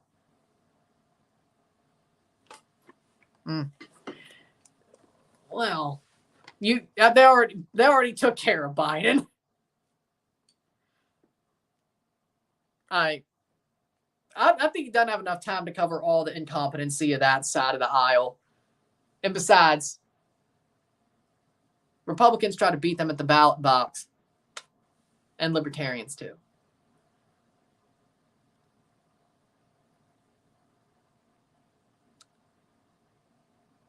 All the plots come from left side. All the journalistic plots and everything else come from the other side. That's why.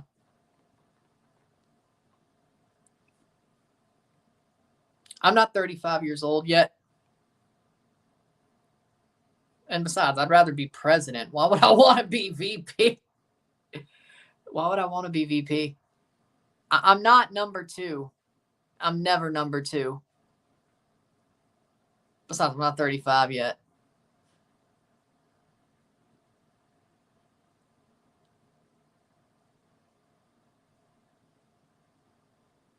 I'm not 35 yet, so. 4-0. Oh, Lord. Really?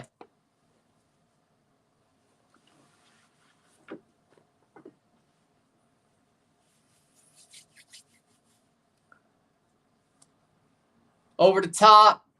Ojeda! Nutmegs Breza. It's 4-0. Martin Ojeda. Yeah, this game's over.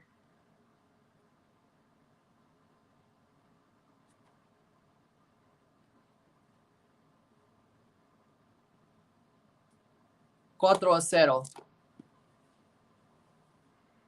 Yep. Martin Ojeda just nutmegged Breza. 4 a 0.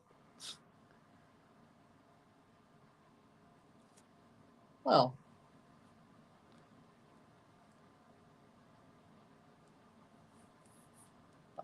This is more Jover than Biden's chances at re-election. Yeah, that joke would have been funnier if he was still running, but I get what you're saying.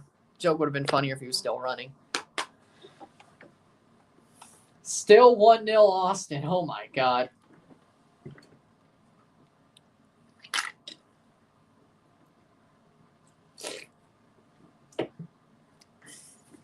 Montreal should get relegated. I'm not going to agree with that because somebody would be like, well, Toronto should have got relegated last year. I don't want to open that can of worms. I'm not doing that. I'm not doing that. How's Austin winning? Alex Ring scored the 9th minute outside the box.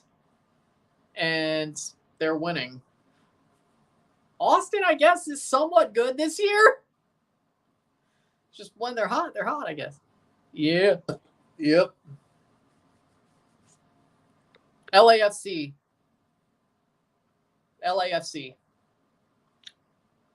Isn't Austin trash? Like, they started the season good. They're mid. Like, they're up and down. They're a roller coaster. But when they're good, they're good. That's the problem. When they're good, they're good. They started well, I thought. Like, they're 10th. They're kind of like Toronto. They started the season well, but they're a lot more roller coastery. They've been up and down a lot more. They haven't been like up, then down, up, then down. It's been like up, down, up, down, up, down, up, down. You know, so 31 points. They're 1 point ahead of Toronto. So, you know, I think Toronto's done well to a certain extent at times. Yeah, Austin. I thought Pumas, maybe Pachuca just is crap right now.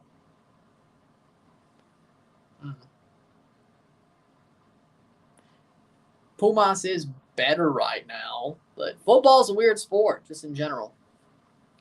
I would go to a playoff game if the Rapids hosted one, just not on Thanksgiving. Well, I don't know if we'll have to worry about the Thanksgiving thing again.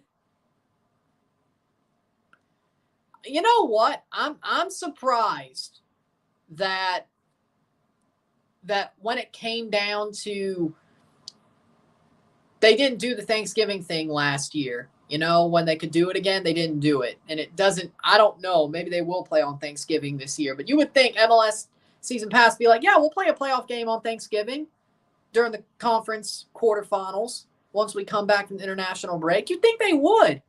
Like, you'd think that'd be an easy slam dunk. I'd be fine with them doing it this year because guess what? Mississippi State plays on Black Friday. I don't know who thought that was a good idea, but hey, I could do both. I won't complain. It'll probably be Saturday, Sunday, but it would be nice to see you Thursday, one Saturday, 2 Sunday for the conference quarterfinals. I'd be fine with it. No. Toronto, Canada, Forge, St. Louis, Italy, Campobasso, Greenville. Greenville USL team if I was rich enough to start one. Greenville, Mississippi. And if Mississippi State had a men's team. Toronto, Forge, Canada, Italy, Campobasso. Yeah.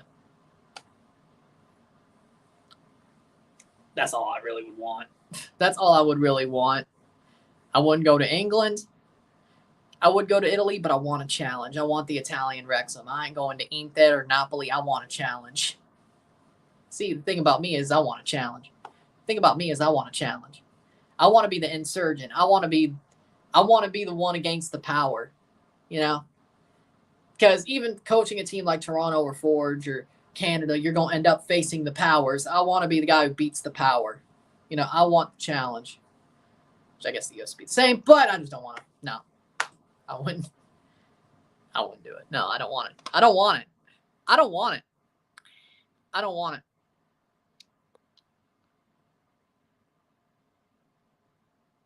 I didn't see the rage portion. I saw Drew McIntyre take a picture with Jack Perry.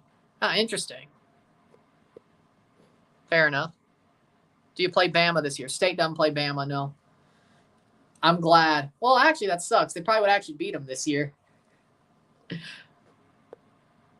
1-0. Las Vegas Lights over Colorado Springs. Sleeper dark horse pick is Portland. I could see it. I would consider Portland as well. Coach Moss. I would consider Portland as well. I would consider them as well. But also as a dark horse pick, I think if they could beat America, which America is sort of shaky, I could see it.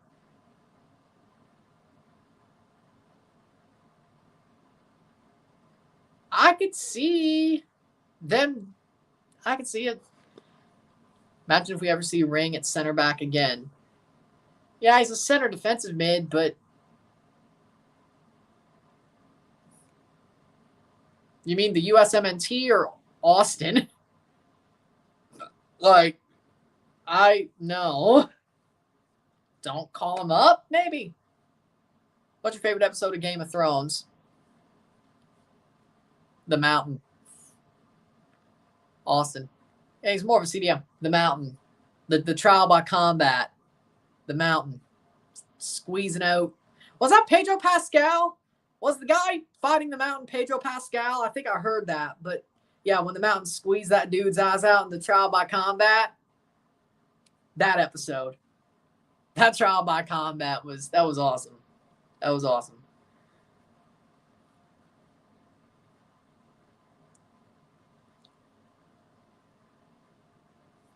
Boom.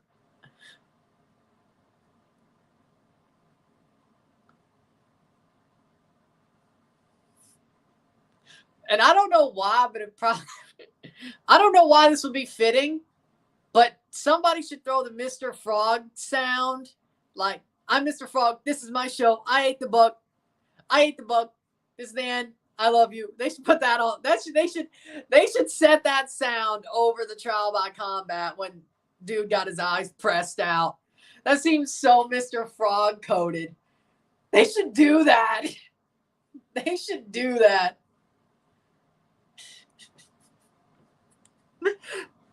No, that somebody should edit that. Somebody should edit that. Mr. Frog show over the end of the trial by combat from Game of Thrones. I'm Mr. Frog. This is my show. I ate the bug. I ate the bug. This is the end.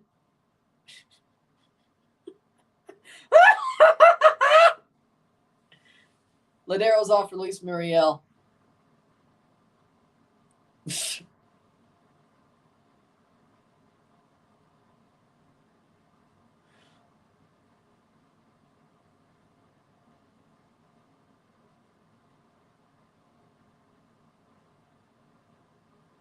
So nobody else watches Smiling Friends. Got it. Okay. Tomorrow's going to be a big game for the Red Bulls in Toronto because whoever wins in normal time or in penalties, they likely go through second in the group. That's what I've been saying for 3 weeks.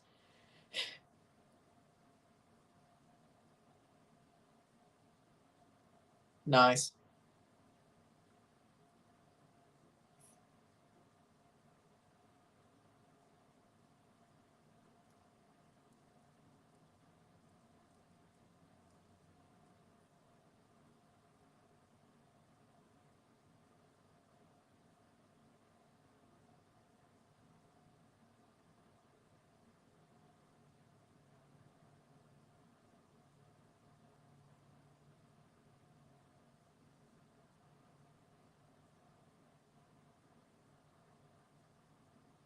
Cross in. There's nothing there. 65th minute.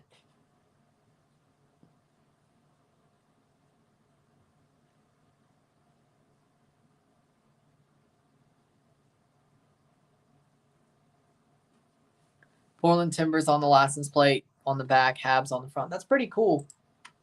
That's pretty cool. Do.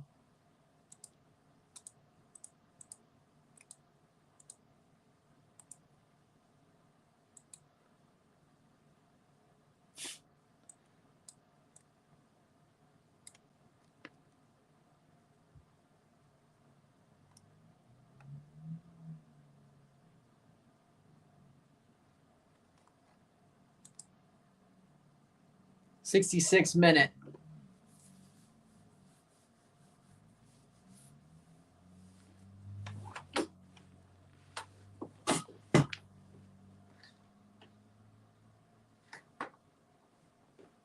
That need to figure out January 2025 because the Avs and Knights won't be playing during January this time like they have the last 2 years. Plan on trying to go somewhere in January. I think Blues and Leafs play here early somewhat in the season. I'm not trying to go to that. We'll see.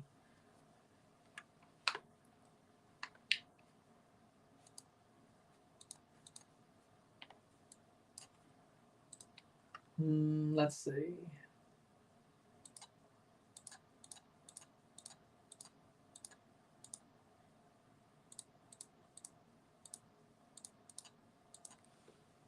Who are you rooting for? Orlando, of course. In this game, Orlando, of course. Why would I be rooting for Montreal? Virginia in January sounds nice. That does sound nice. Late December, January. Montreal score. They play it forward. Chouanier plays forward. If it wasn't 68 minutes, I think they might have a chance. Plays it on. Joseph Martinez! Who else but Joseph? Joseph Martinez scores 4-1. 4-1. Joseph scores 4-1. The Leafs play the Blues November 2nd in St. Louis. I think I have that day off as well on streaming. Monday the 2nd? Oh, I might. Oh, for sure. We'll see. Leafs Blues November 2nd. I'll remember that. Joseph Martinez scores in the second half. Turns it home. Of course he does. Beautiful goal by Joseph.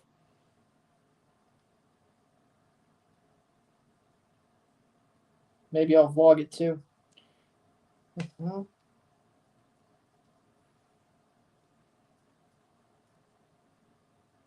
4-1. 68th minute. Joseph Martinez. Oh, Lord. 69th minute. He does. Shouldn't have. I'm not surprised. He loves scoring against Orlando, but that's all they're going to get. 69th minute.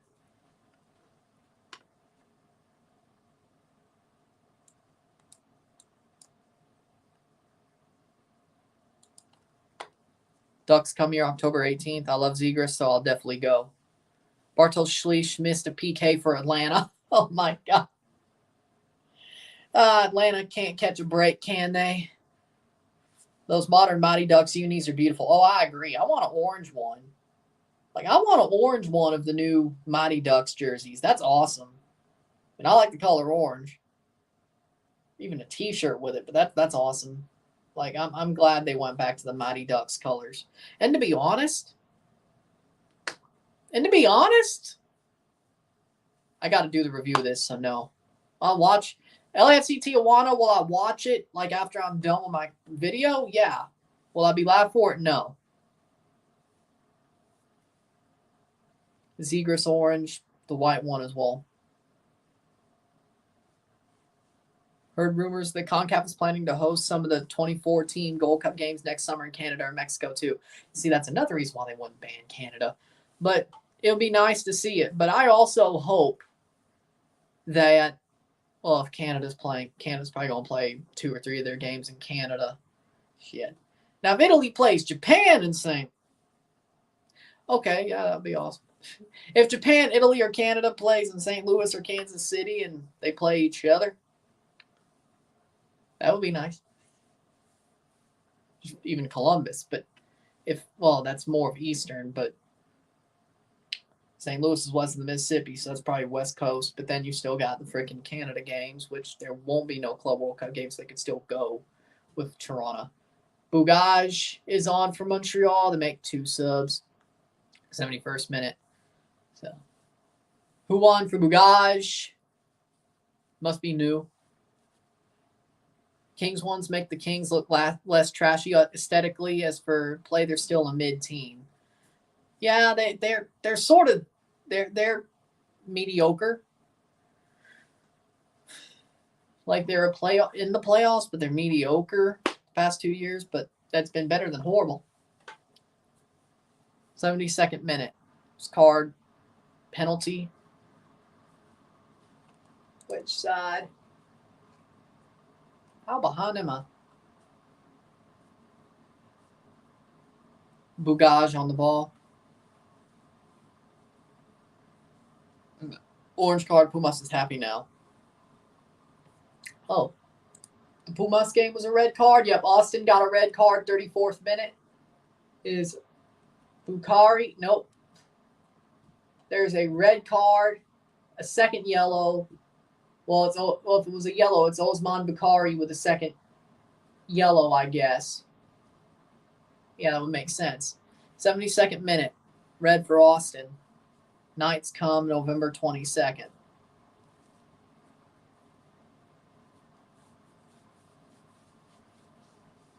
Pumas have a lifeline.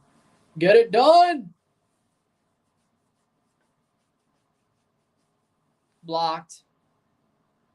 Oh, penalty. Atlanta DC's gone quiet. Seems like it.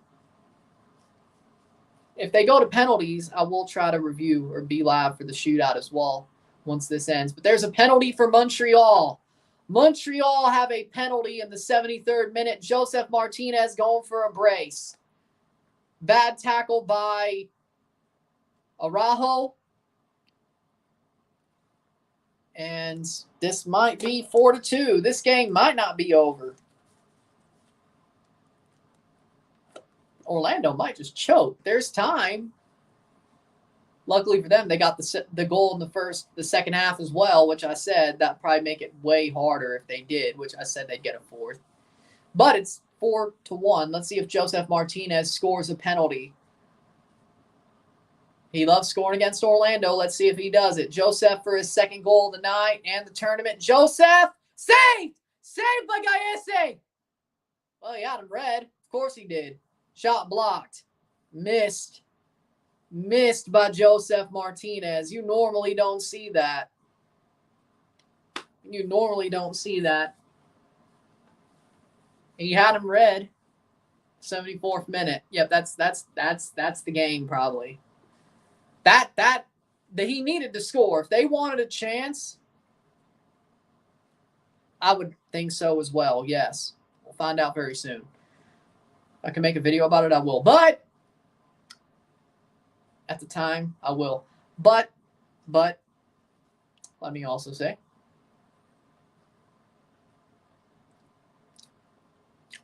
Montreal's probably demoralized after missing that. I guarantee you, they're probably demoralized after missing that.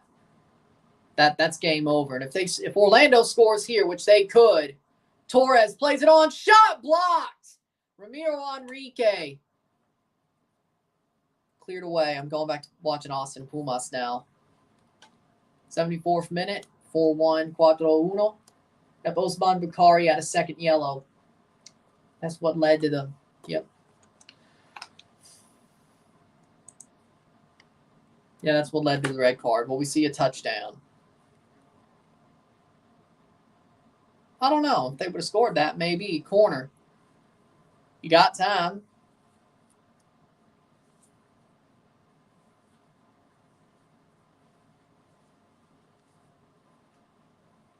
Cross in. That was a horrible cross, and that was over the bar. 76th minute. Is Orlando participating in the Jeffrey Dahmer necrophilia challenge? Montreal may be dead, but they're still getting fucked.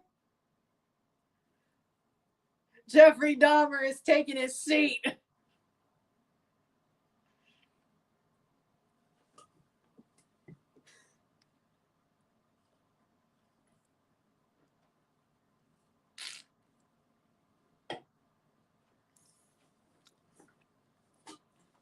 '76 minute. No, that is incidental.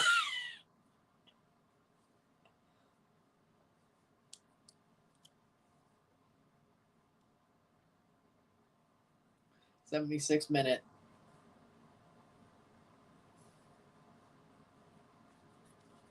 Throw in.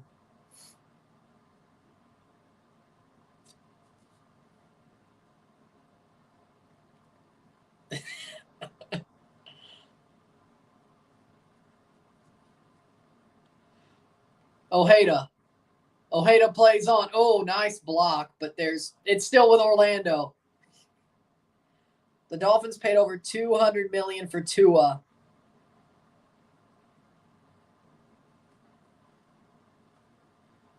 Why would you do that? Tua Tagovailoa, $200 million. Over what, 8 years? Oh my God. I mean, it's good for the Patriots, I guess. The Dolphins just locked themselves into cap hell. 4 years, $200 million overall. What?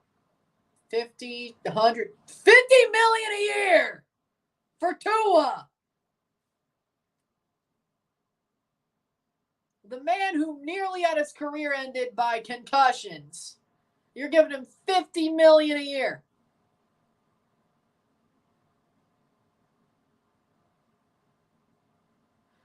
Thank God I'm not a Dolphins fan.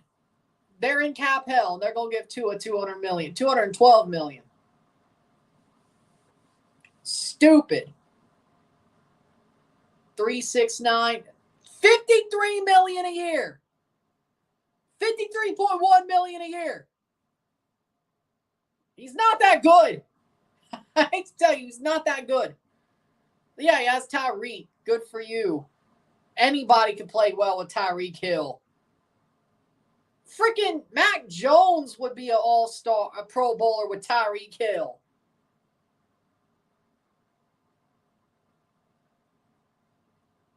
Penalty for Atlanta. Oh my God. Bo Nix. Yeah, he'd be good with Tyreek Hill. Just imagine, like seriously, you want the Ravens to win the Super Bowl? If you want them to win it, send Tyreek to Baltimore. Lamar and Tyreek. I'm not saying Lamar would be a Tyreek merchant, but Lamar's already a good quarterback. And Lamar does need a number one wide receiver, but you put Tyreek with Lamar, it's not that Lamar can't throw the ball. He just doesn't have anybody to throw it to besides Andrews, right? And, well, he did have Hollywood Brown for a while, but, that happened. They traded him. But you give Tyreek Hill to Lamar, the Ravens would go to the Super Bowl and win the Super Bowl. They'd be unstoppable. They really would. Because Tyreek is an amazing quarterback, or Tyreek's an amazing wide receiver. Lamar is a good quarterback. Did you do the Leagues Cup bracket? Yeah, I predicted it. On the website, yes, that's how I predicted it. So, yeah, shot wide. And Nix throws more short passes than Tua. I think Bo Nix is a good quarterback, yeah. I think he can be a really good quarterback, but I think he can. I'll take Lamar over Tua any day. Honestly, I would too. Danny Rios is going to take it for Atlanta. Just imagine if they tied this up. Just imagine. We might be able to do that penalty shootout as part of this stream as well. If that's a little bit behind the Montreal game, so we'll see if they score. 80th minute. I mean, I would too. I'd take Lamar over Tua any day. I think Lamar needs a wide receiver number one. I think he really does. You know, Tua never won a playoff game, like college and NFL. Because, yeah, didn't he? He didn't start the national title game, if that's what you're counting. Damn. I know he hasn't won an NFL playoff game. Header wide. Goal scored 3-3. 3-3 Atlanta, D.C. Danny Rios scores the penalty. It's 3-3. 3-3. Think spine on the team's kind of low. Everybody does it. Everybody uses drones. Everybody spies on teams. Canada just got caught by being stupid. Everybody does it. Just listen to what Didier Drogba said. Everybody does it. But of course, I'm going to defend it because I grew up a Patriots fan. And if drones were a thing in 2000, you're damn well right that Bill Belichick would have used drones.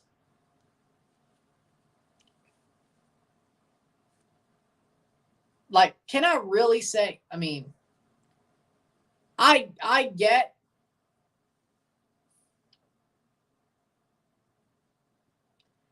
well, you think I'm going to throw Canada against, you think I'm going to throw Canada to the Wolves? Austin goal. 2-0 Austin and they're down a man? Well, hell. Let's go. Pumas is done. 2-0 Austin? Let me tell you, as a Patriots fan, it would be wrong for me to throw Canada to the Wolves with this drone thing. It would be wrong because I defended the Patriots to hell or high water. Cameroon got caught. Exactly. But everybody does it. Zardes scored a good goal. I can't believe it. Well, Zardes scored for once. Good for him.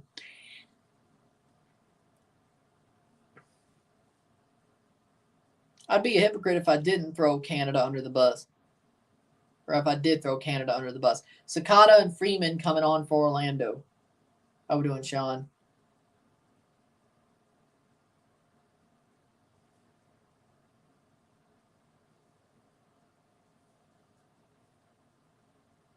Ojeda's off for Sakata. Can't wait for tomorrow, Sean. I bet you can't wait. Me? We'll see what happens.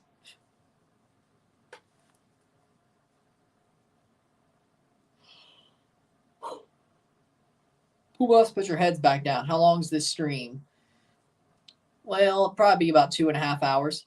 So I got about, 29 more minutes. Because there's going to be a penalty shootout, maybe 2:15. But either way, it looks like there's going to be a penalty shootout between Atlanta and D.C. Then I'll finish and then review this game. But this game's going to be over in a bit. You let Zardes score being embarrassed. Monterey's top of that group. Austin just sealed second place. What's your opinion when the opponent goes down to 10 men, they still score a couple of minutes later after they went down? It's crazy because your team sucks. If you let me tell you, that's one of the worst things I've ever seen. That's the thing that pisses me off to no end. If you let your team get scored on by a team who has 10 men, you didn't really miss anything tonight. If you let a team who has 10 men score on you and you have 11 on the pitch, I hate to tell you, you suck. There's something called hold the damn possession. There's something called holding possession. If you're up a man, you have an extra man to hold possession and stretch the field. You may not score that quickly, but you at least hold the possession of the ball for as long as you're up a man. At some point, you're supposed to beat them or score on them at least. The fact you get scored on up a man is disgraceful. That should not be happening at all. That should not be happening at all. I don't care if you play Jose Mourinho, park the bus football. I don't care. You should not be letting the other team get possession, get that far in, and score. You know what? For letting Zardes on a 10-man team score so easily, that's deserving of a hat flick. I agree. I didn't even see it. I agree. I hate it.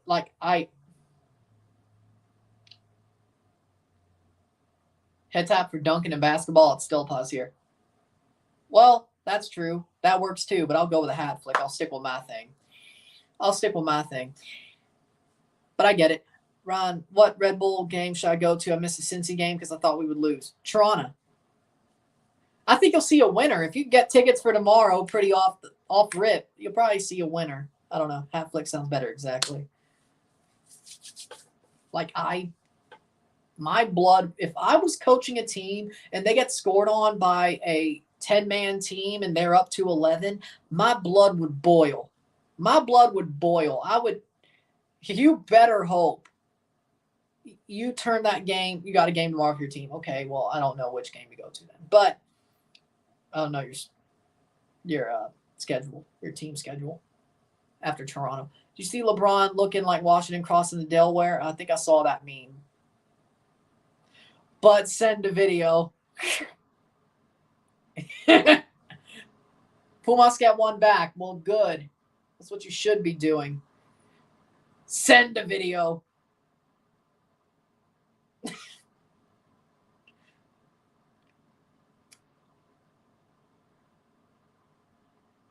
Stephen Cleveland got 2 saves against Pumas. They're really starting him instead of Stuver? Really? Huh. Wonder if Stuver's hurt or they just starting him like that Montreal did Bressa. Well.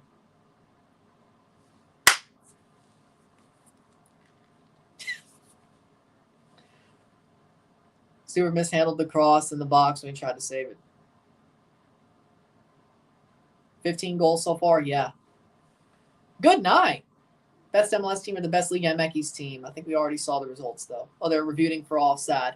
They're reviewing for offside at Pumas. Man, they can't catch a break. Stuver's on the bench. I'm just going to check it. Hold on. It says 1-2 on Pumas Austin. Stephen Cleveland is in goal. So Stephen Cleveland who dropped it. Avila. Avila scores. It is a goal. Ali Avila scores. One of their strikers. 1-2 going into halftime. 88th minute between Montreal and Orlando. Wild first night. It's amazing. And remember, last year it was only Miami, which that was pretty wild too. And I might be live for the penalty shootout for Atlanta, DC if I can be. I could see them blowing this at 90, and we might. Stuver isn't playing, no. Nelson Quinones' new club. He made a stupid move. That's my thoughts. He made a stupid move leaving America. America is a little bit struggling because they don't have anybody to replace him. And, well, shot over the bar. And, well, he's stupid to leave because why leave to a crappy Saudi team and not stay at America? They're both stupid. They're both in bad positions because of it. Is USA out of the Olympics U23? No, well, if they lose tomorrow, they probably will be. But I think if they lose, they get eliminated. But they should be able to handle New Zealand. Leo Gonzalez is a 5.9 rating. Fair. One more minute. 89th minute, 4-1. 4-1.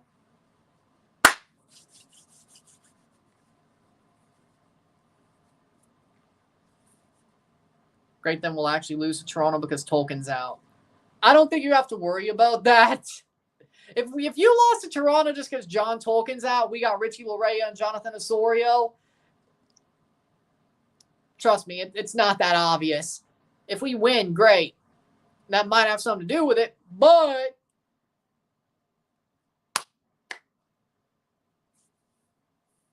I mean, yeah, if you goals confirmed for Pumas. If you go to Saudi, you shouldn't. Is Cameron Harper injured? I don't think so. I mean, I'd hope you're right, but I don't think you're right about Tolkien. I don't think you're right. 90th minute, 2 minutes of stoppage time. Really? 2 minutes of stoppage time. Okay. He did leave the field 20th minute against Cincinnati. Well, he could be then. I hadn't heard anything. Either way.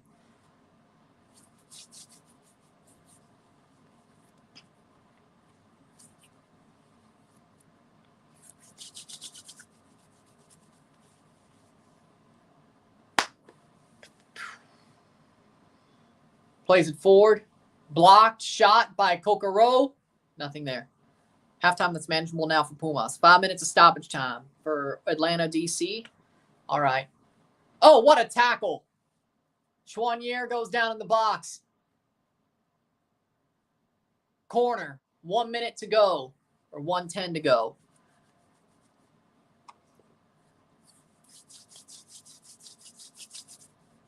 And you know what? I will be live for the Atlanta versus DC penalty shootout as well once this ends. Because I think that's fair. But I won't review the penalty shootout, but I'll be live for it. After that, we'll review this game, and there you go. I hope you are cooked, but I don't know if you are. Toronto isn't, it ain't like we're so much better. You're the better team. You might be just fine. You did have Elias Manuel against Toronto the first time. And Cameron Harper did play, but you also did have Frankie Amaya. You don't this time. So you know what? Maybe we do have a chance. I think we do. But we ain't winning outright. If we do, it's on penalties. We ain't winning outright. But if we do, I'm not going to be mad. I'm going to be very happy if we win outright. But we're not. We're not. They're the favorites. We'll win. We may win on penalties, but we ain't winning outright. If we do that, I'll be over the moon. That means we're through already. Because you ain't beating Pachuca. If you lose to us, you ain't beating Pachuca. I don't care how struggling they look, how much of a struggle bus they look. You ain't beating. Full time! Full time! It's 4-1 between Orlando and Montreal. 4-1. Orlando contra Montreal. Esta noche. 4-1. Montreal gets stomped out by Orlando.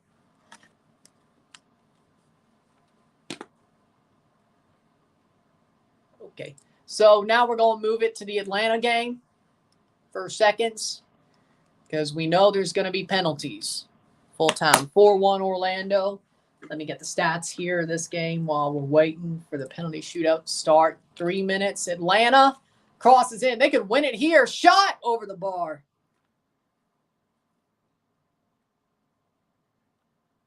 Yeah, they blew their doors off. 10 shots to 4. Shots on goal to 4. 46.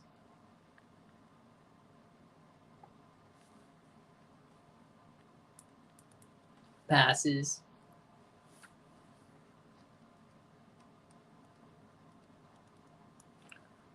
.546. PA. Firmino's coming on. Pachuca's just tactically very smart. That'd be nice. Yeah, but they also look like a struggle bus, so there you go.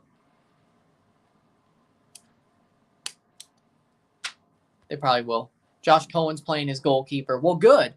If they were playing, I like Westberg, but he's not a good penalty goalkeeper. He did make that save at the Eastern Conference Final, but still. Then you have Brad Guzan. If you played him in penalties, you'd be delusional. Atlanta has to play a guy like Cohen for penalties, which is good. Where were we? Pass accuracy. That'll be 87%. Fouls.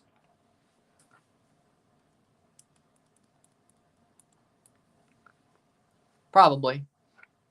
I think I'm live for that game as well. I think so. because it's Toronto's group. Of course, I'm live for that game. So there you go. 13 fouls, 6. Offside. 0 offside, 2. This was given as a goal. Yellow card.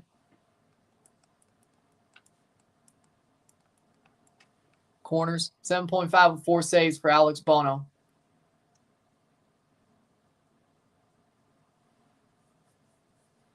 And then we got corners. Okay, so that's written out for the video. Boom, stats are in. Good. Who's Pachuca's best player? Solomon Rondon. Playing forward. 95th minute, and it's going to be a free kick for DC. And we're going to penalties to decide who gets maybe the second goal. Yeah, it really should be 3-1, but still.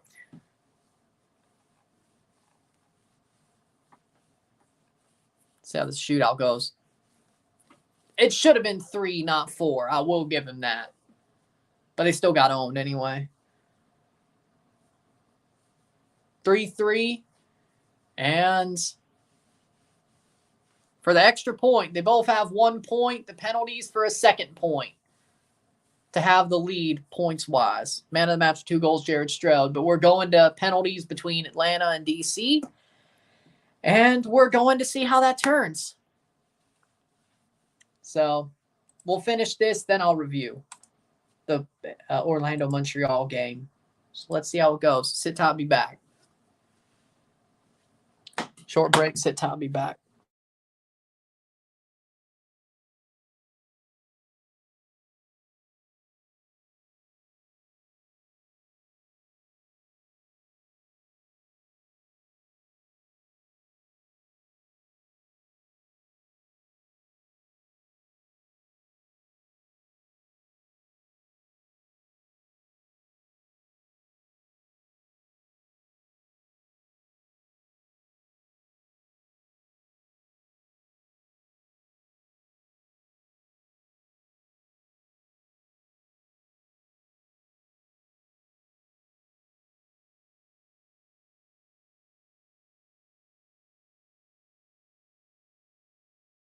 We're on to the shootout. 3-3 between Atlanta and DC. They both get a point. The winner of the shootout gets a second point and very likely will be second place in this group because they both see what group they have. Let's see who else is in their group.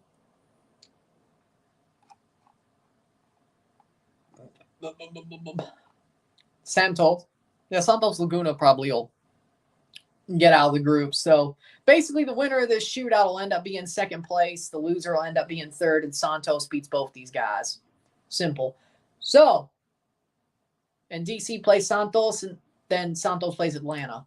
So there you go. So the winner of this shootout probably is getting out of the group. That's the big thing here. It's the big thing here. Honestly, I do too. I'm not surprised. And Seattle versus Minnesota has just started. And then it'll be at halftime when LA versus Tijuana starts.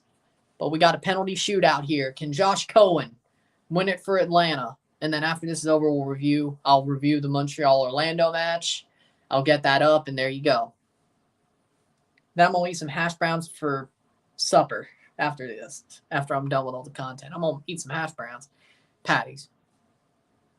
4 hash brown patties. Honestly, yeah, I like Atlanta's chances to win this shootout because Alex Bono ain't making no saves. Because they're not playing in Mexico. That's why you're playing them at home. And that's why Toronto's playing them at home, even though they're the away team.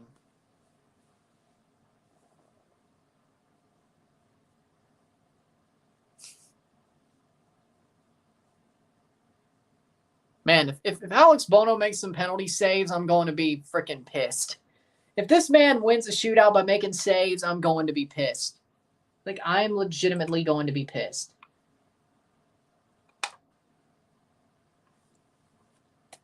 Minnesota's using 5 in the back. Is Tanielu Shea playing?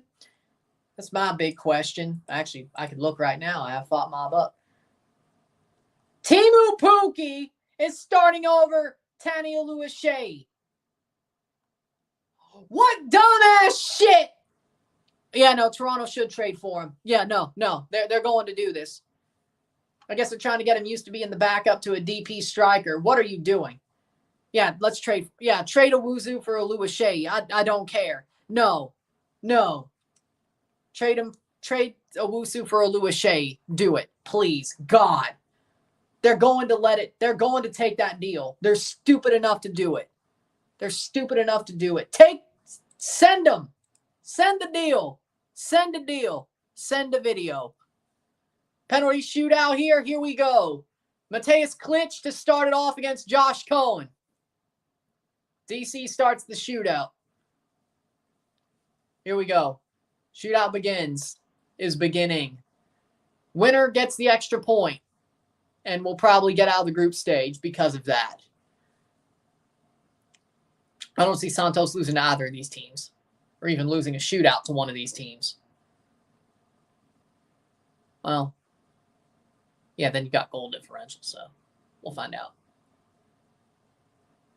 Shot saved by Cohen. 0-0, settle. Cohen makes the save. Big save, Cohen. Yeah, well, the fact you have Alex Bono as the other keeper, you'll probably be just fine. What a save. It was an easy save. Dax McCarty to take the first penalty for Atlanta. Dax McCarty versus Alex Bono.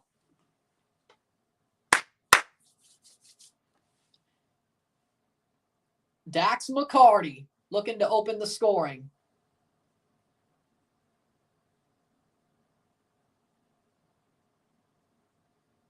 McCarty.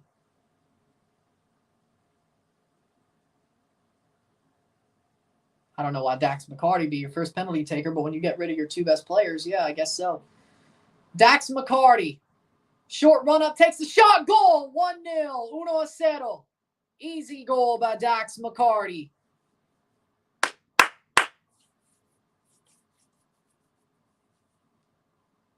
Good penalty by McCarty, but yeah, that was bound to happen.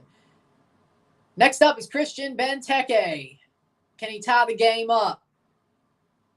Benteke versus Cohen. He's going to score, isn't he? I mean, Christian Benteke's not missing a penalty, right? I don't think so, but we'll find out.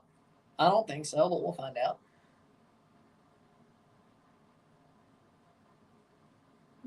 Let's find out. Who's the best PK taker in MLS? Denny Bouanga. And here comes Benteke. Shot! Goal. 1-1. 1-1. Beautiful penalty by Benteke. You figured. You figured as much, to be honest.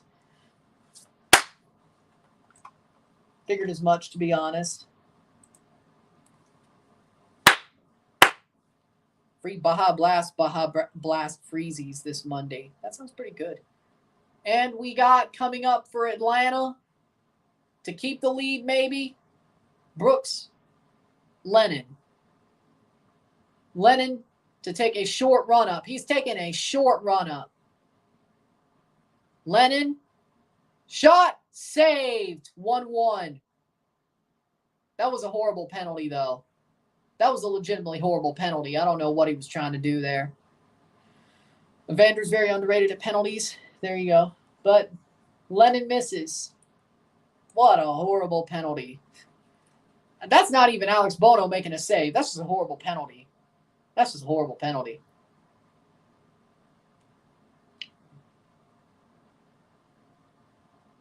And it's going to be Aaron Herrera to take the penalty for DC.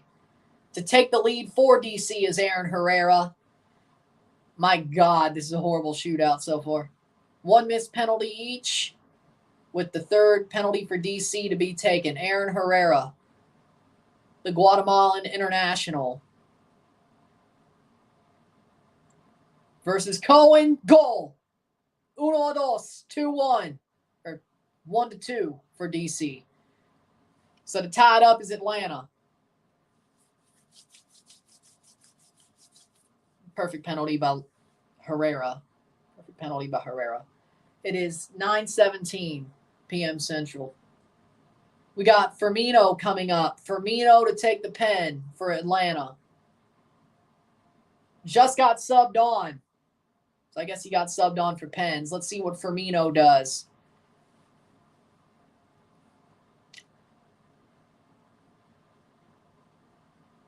Firmino versus Bono.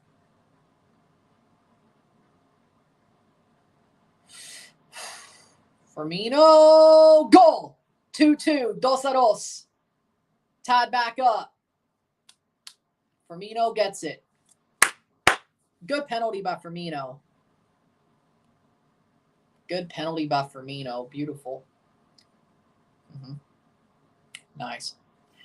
So that's a tie game. See who DC sets up.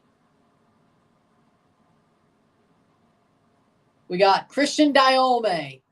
Christian Diome, the former Vancouver Whitecap, going against Cohen. Now DC United.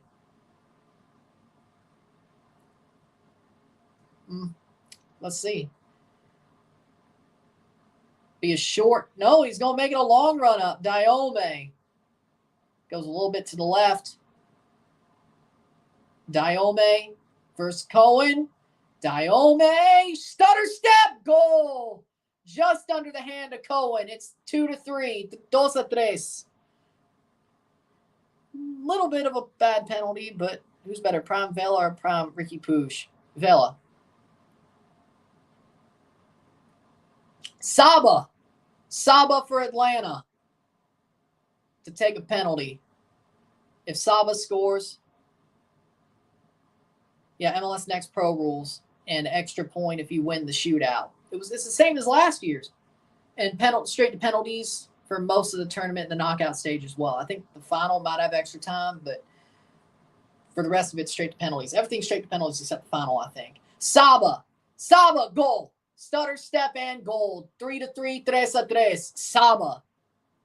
Which game are you doing next? Toronto versus Red Bull tomorrow. But I'll review, of course, Montreal, Orlando once this is over. And I will not make any reference to this penalty shootout in that video. It's getting good. Yeah. Pedro Santos to at least confirm sudden death against Cohen. If Pedro Santos scores, he puts DC in the catbird seat, but at very least confirms a sudden death penalty shootout round. If he misses and he scores 3-4, we at least get sudden death. DC can win it if there's a save or a miss. 3-4. Atlanta have to put this one away. It's Jamal Tiare. To take the final penalty. If he scores, it goes to sudden death. I thought Pumas would win. I still think they will at least get to a penalty shootout, but not a good start for Pumas. But they're up a man. They should be able to figure this out. I still back Pumas. Jamal Tiare has to score to send this to sudden death. If he misses or saved, it's a DC second point and he scores. 4-4, 4-4. We go to sudden death. The point's still in the balance. Extra point's still in the balance. That would be awesome. Jamal Tiare with a good penalty. Chris McVeigh, the former Miami center back, is now playing for DC, and now he's up for a penalty. Chris McVeigh.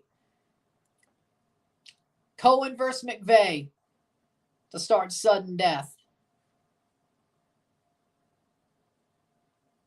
Short run up and goal. Just chips it in there. 4-5, 4-5. Atlanta has to score. Atlanta's in the catbirds, or DC's in the catbird seat, mind you. Sudden death getting too good. Who's going to win Leagues Cup? Columbus, Monterrey, America, one of those. I had Columbus winning, though. We got Williams. Derek Williams for Atlanta.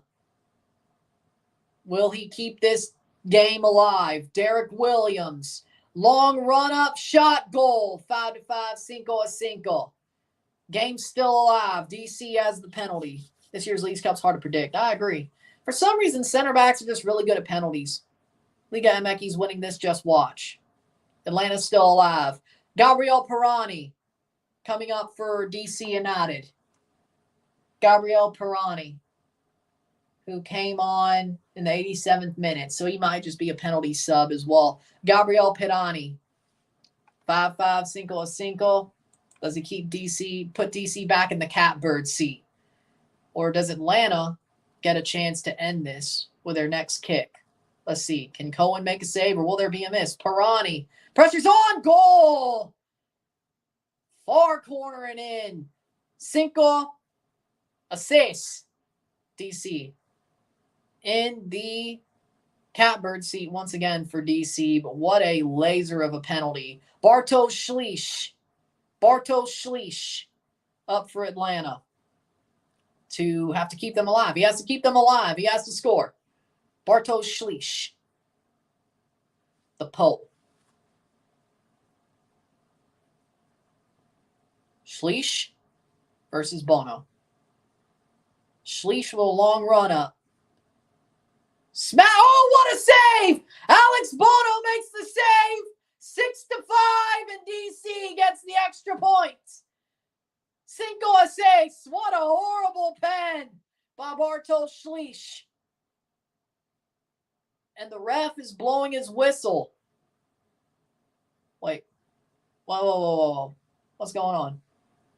Are they saying Bono came off his line? He might have came off the line. Hold on. He might have came off the line. Ref stopping the action. Nope, it counts. Nope, it is full time. It is full time. A 3-3 draw in regular time. 3-3 esta noche. 4-6 in penales. 5-6 on penalties. And Atlanta gets a point, but DC gets that extra point. What a horrible penalty from Schleich. And that probably ruins Atlanta's chances of getting out of the group. Unless they can beat Santos. Or win a shootout against Santos. But I don't like their chances there either. They did check it, though. But with that being said, if you like this stream, like it, share, subscribe. You know what it is. Tell your friends. Hit that like button. Hit that subscribe button. Hit that bell notification once subscribe. Send some chats on the live streams. Comment on this video. Put this in playlist. Share with friends and family. All that great stuff. I'll see you within the hour for the review of Orlando versus Montreal. I hope you also enjoyed this little extra coverage of this penalty shootout. And there we go. I'm running. I'm out. Peace. See you later. Yeah, it'd be nice. I just wish he did it for Toronto. Ryan, I'm out. No. Well, that's not what they're probably going to decide because it still could be a Mexican team, but that's probably no. I'm running. I'm out. Peace.